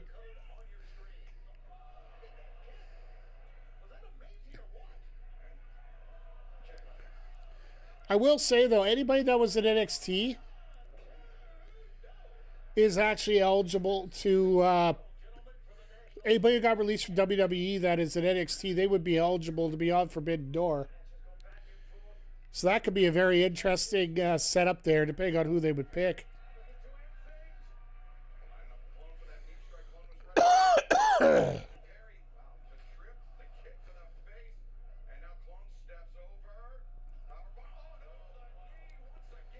Powerbomb into the knee, okay.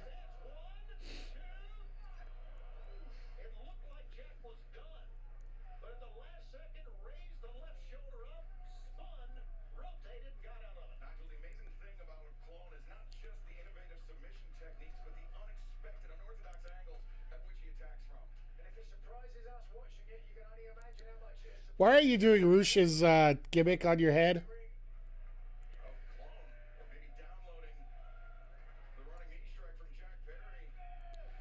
Hashtag steal move.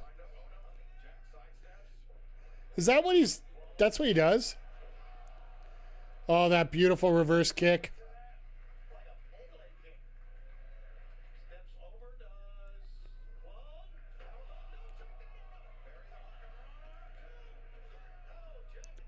Nice reversal. Damn.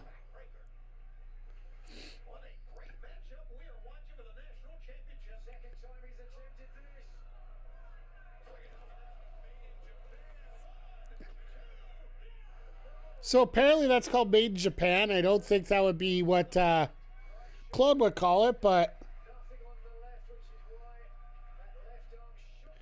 try to come up with a name that isn't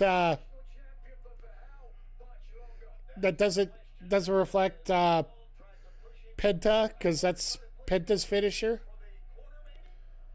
Well, since the Canadian Destroyer isn't his Canadian Destroyer is his finisher in WWE now, but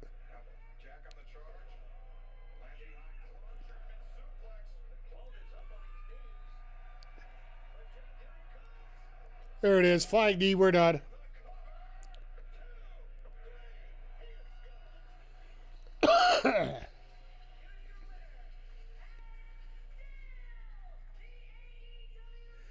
Thought that was a tooth that he saw they threw out of the ring.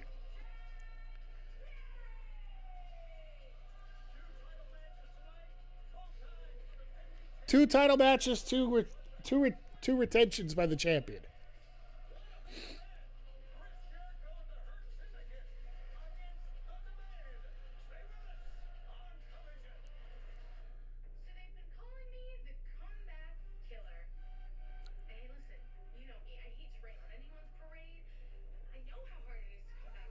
Which killer are we going to take out next week?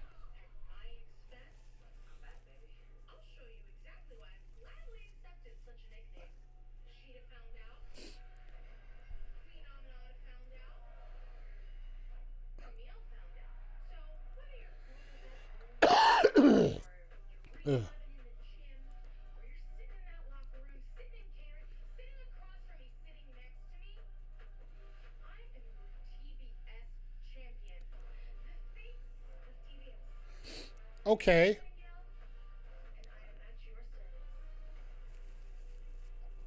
So no match set up, but just a promo just to put her over. Okay, that's fair. All right, well, it's about time for our main event here. So, as per tradition, we do give you a rundown of what's going to be coming up on the channel. Actually going to get it in this time because Wednesday we sort of goofed on that.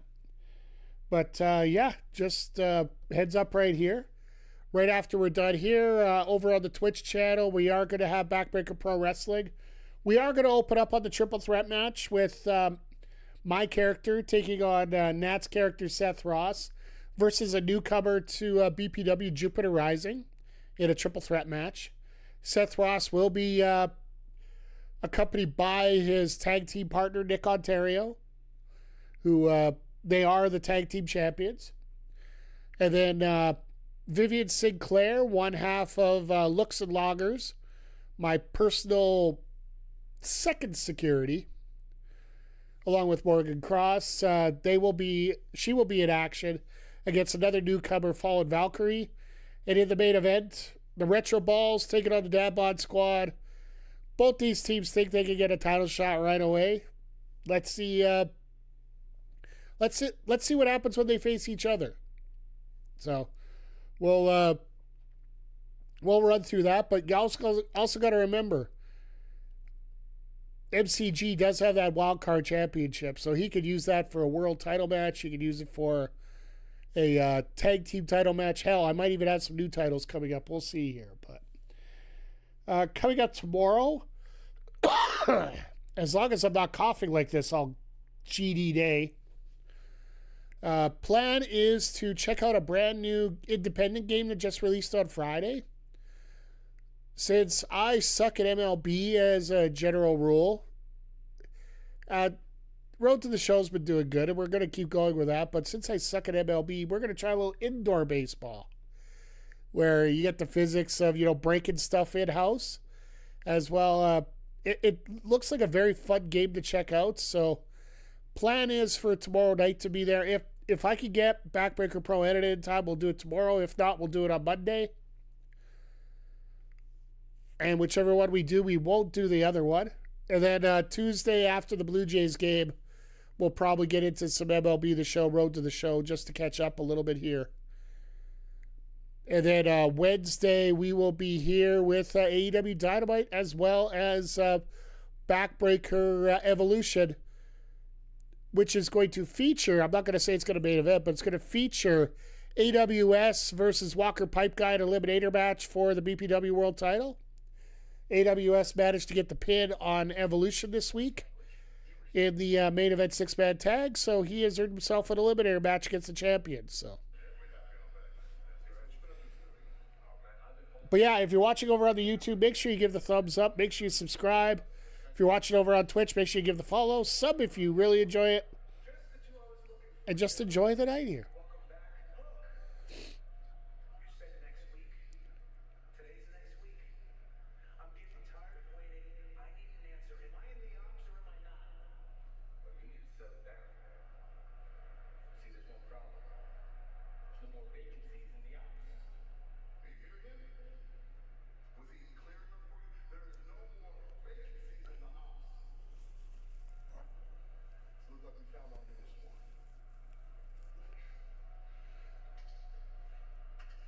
Oh, shit.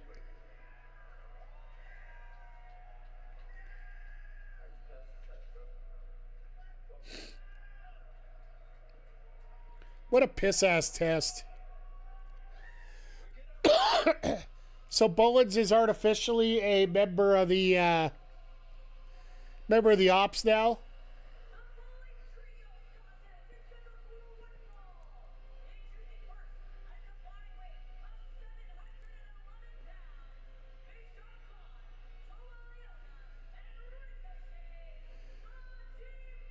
You gotta think the Gates of Agony are just loving this. They're getting main events all the time now.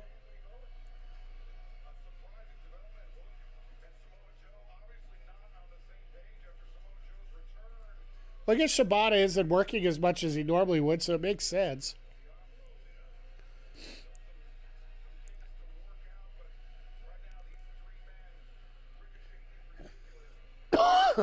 So I wonder if you're doing this, Is that sort of symbolizing the razor that takes your hair off your head? Jericho had burnt every bridge. He couldn't find anybody who liked him. Jericho told him, don't have to find anybody who likes me. I just have to find someone who hates you. I love that.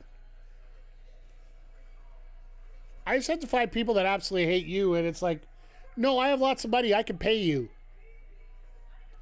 Pay you to beat people up.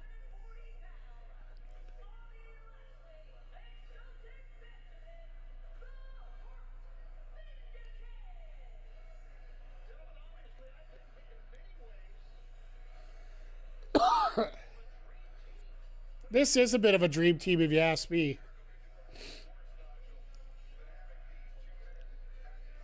Of course, it's a dream team circa 2006.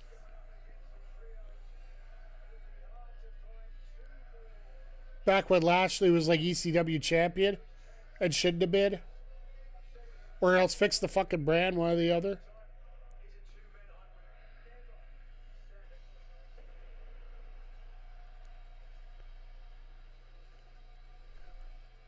Of course, Jericho's the only that gets pyro tonight, right?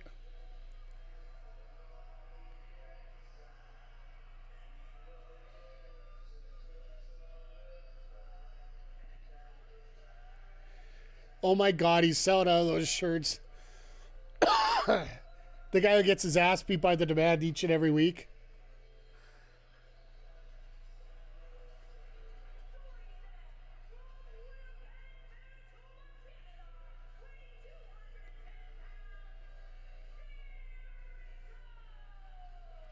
So yeah, he's not using Chris anymore. I'll give it up to you guys that were talking about that.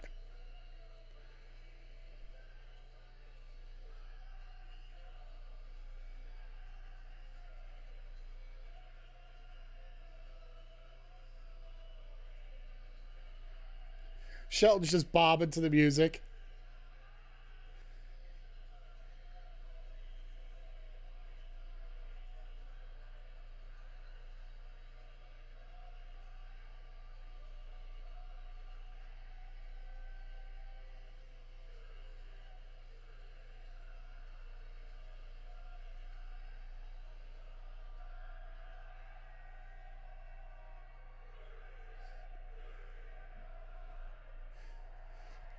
Well, I guess Portland's got a good singing area, so this makes sense. And of course, there's Aubrey, as we mentioned earlier tonight.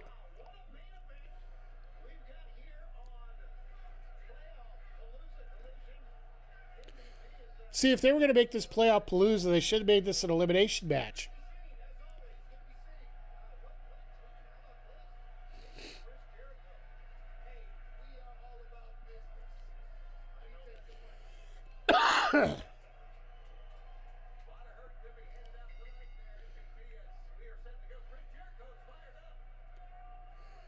This makes so much sense that, you know, Jericho's paying the Hurt Syndicate.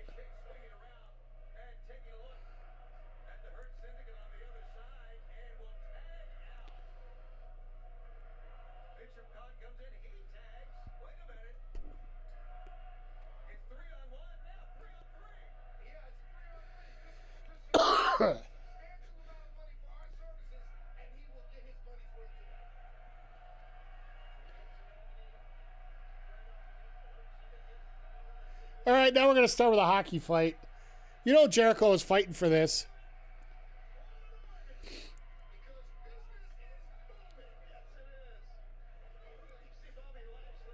Of course, MVP's got to get his gimmick in, so that works.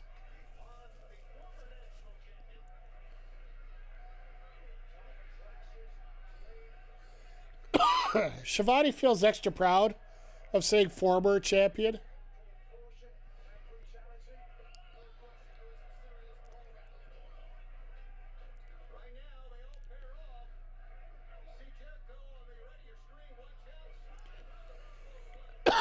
Yeah, you're not going to get a dive out of Jericho. That's sort of obvious here at this point.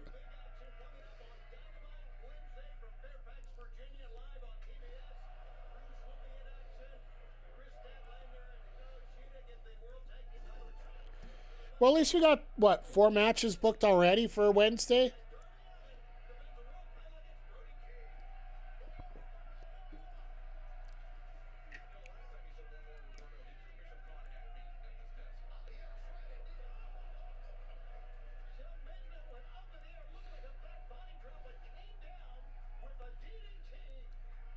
Nice counter there by Shelton.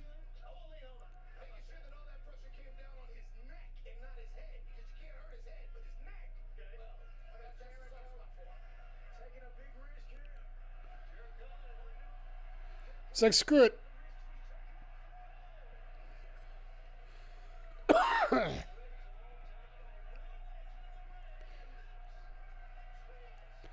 He just decides, I'm going to jump off this and hopefully everyone catches me. As we go into picture-in-picture again, which means full break for us. I got a feeling we're going to end up on time here tonight, or at least pretty close, which isn't the worst thing in the world. Yeah, tonight, very solid episode. Like Roosh getting the win over Adam Priest. Statlander getting her quick victory, sort of setting up that tag title match on Wednesday.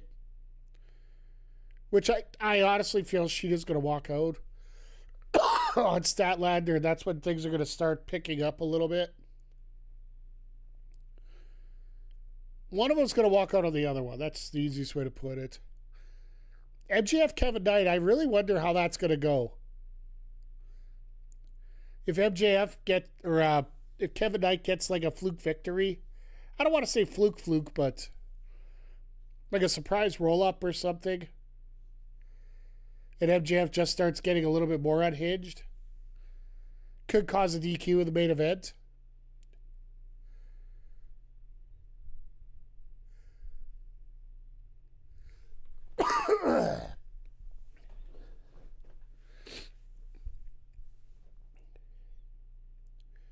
But yeah, sorry, as we go here.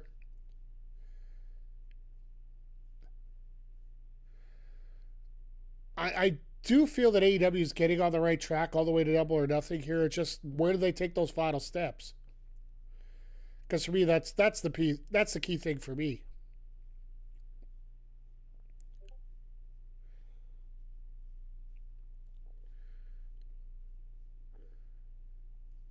Like, what do we do with Omega?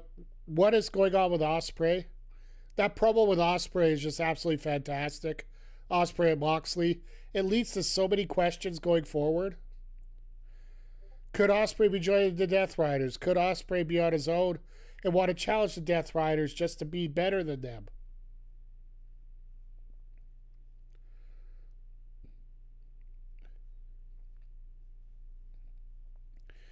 Leaves things very open-ended on a lot of things here, so.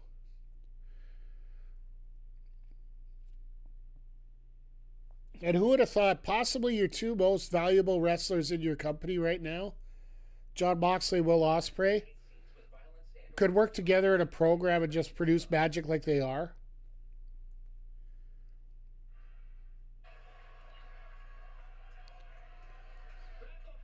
So you guys got an Olive Garden commercial. We end up getting an AEW commercial. So I don't know who wins off that fight. We're joined by MVP at the broadcast table here, and right now Chris Jericho fighting back after being thrown up against the barricade in front of the bell stand. The services of the Hurt Syndicate tonight in our main event. Bobby Lashley and Shelton Benjamin, though, helplessly looking on as Jericho has been. Beautiful back body drop there. Got the extra elevation going.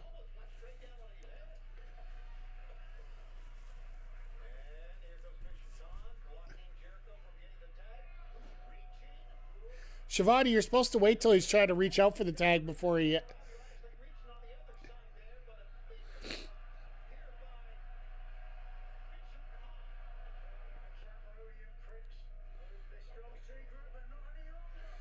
Oh, God. Lashley got the hot tag. This might be rough. Just brings a Ricochet for the hell of it.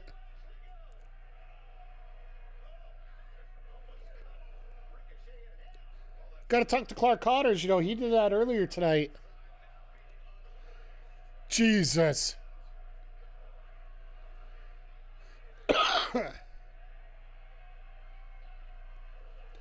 Big ending.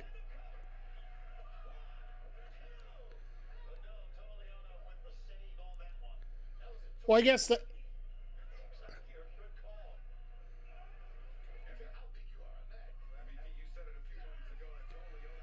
And Lashley's like, no, you're going over the top, whether you like it or not.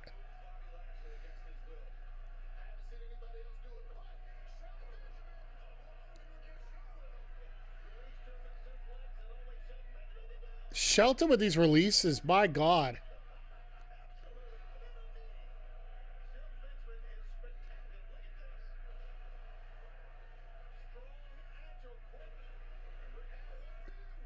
And Ricochet gets thrown halfway across the ring. This crowd is electric.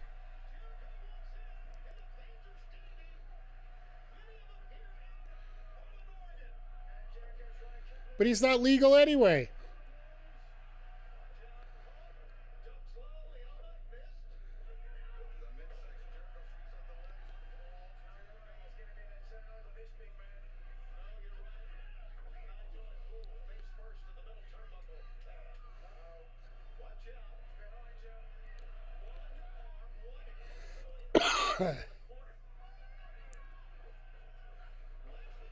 Oh, nice interference spot there by Toa.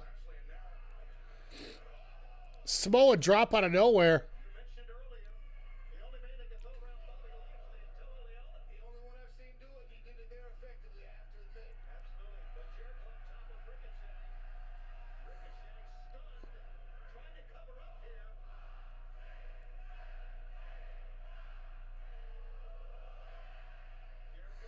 And a Erica rod out of nowhere.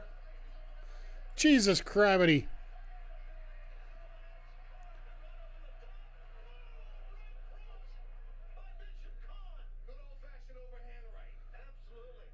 Knock your block out in a hurry there with that shot.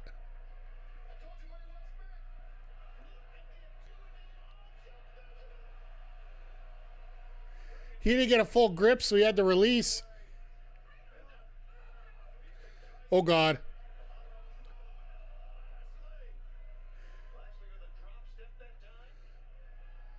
Bobby, don't tell me you're hurt. Bobby, don't tell me you're hurt.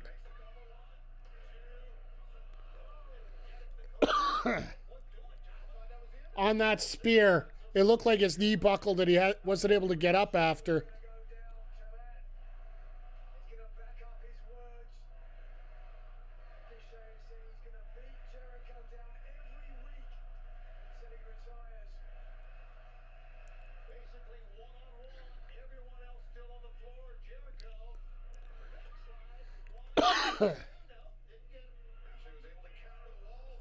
So is he going to beat him with a Rico Salt this time again?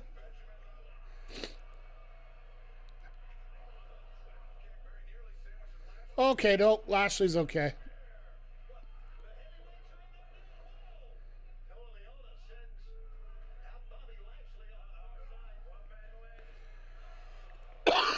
and Leota goes for a ride.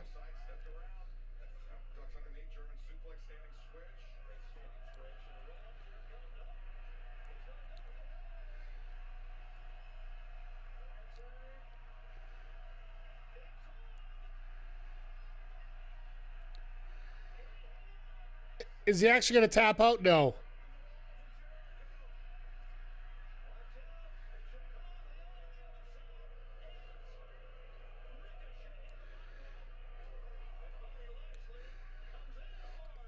I don't know why you got to distract the referee about that.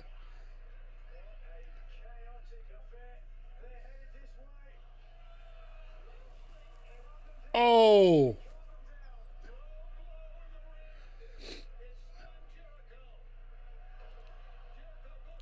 Rico Salt. There it is.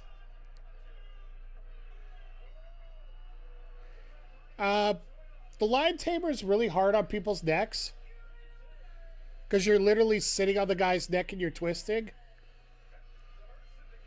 So that's why it's a lot harder to put on bigger people. Like on Ricochet, you could probably do it. But a lot of people won't allow it, for lack of a better term.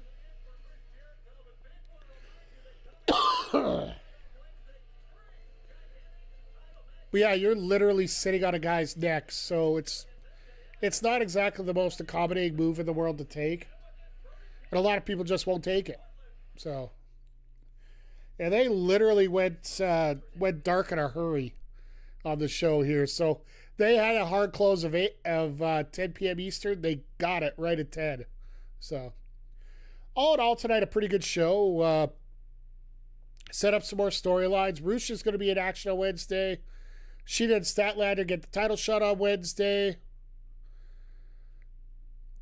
Rascal's getting beaten up by the Dogs, so maybe we'll continue that feud on, which we'll enjoy. The confirmation that we're getting FTR versus CNC Wrestling Factory at Double or Nothing has been confirmed off the top of the show. Perry retained, Trios retained. Just an overall, just a really entertaining Saturday night of wrestling here, folks. So, but that's not the end of wrestling tonight. That's the end of the AEW Sidecast, but we are about to get into WWE 2K26 and my GM mode. Or not my GM. Wow. That is a while ago. Back in the Backbreaker Pro here. So, for those watching over on the YouTube side, we're going to bid you adieu because we do record it for our gaming channel. So, come join us on Twitch, twitch.tv/MikeTheRef, or else you can check out the replay on Monday over on our Backbreaker_Gaming YouTube channel. But once again, everybody, thank you for putting up with my finish off the flu scenario here. Still not 100%, but you're still giving it a go here tonight. And I'm thankful for all your interactions, all your chatting, all your talking, and we will catch y'all here next time on the Backbreaker Video YouTube channel. Take care, everybody.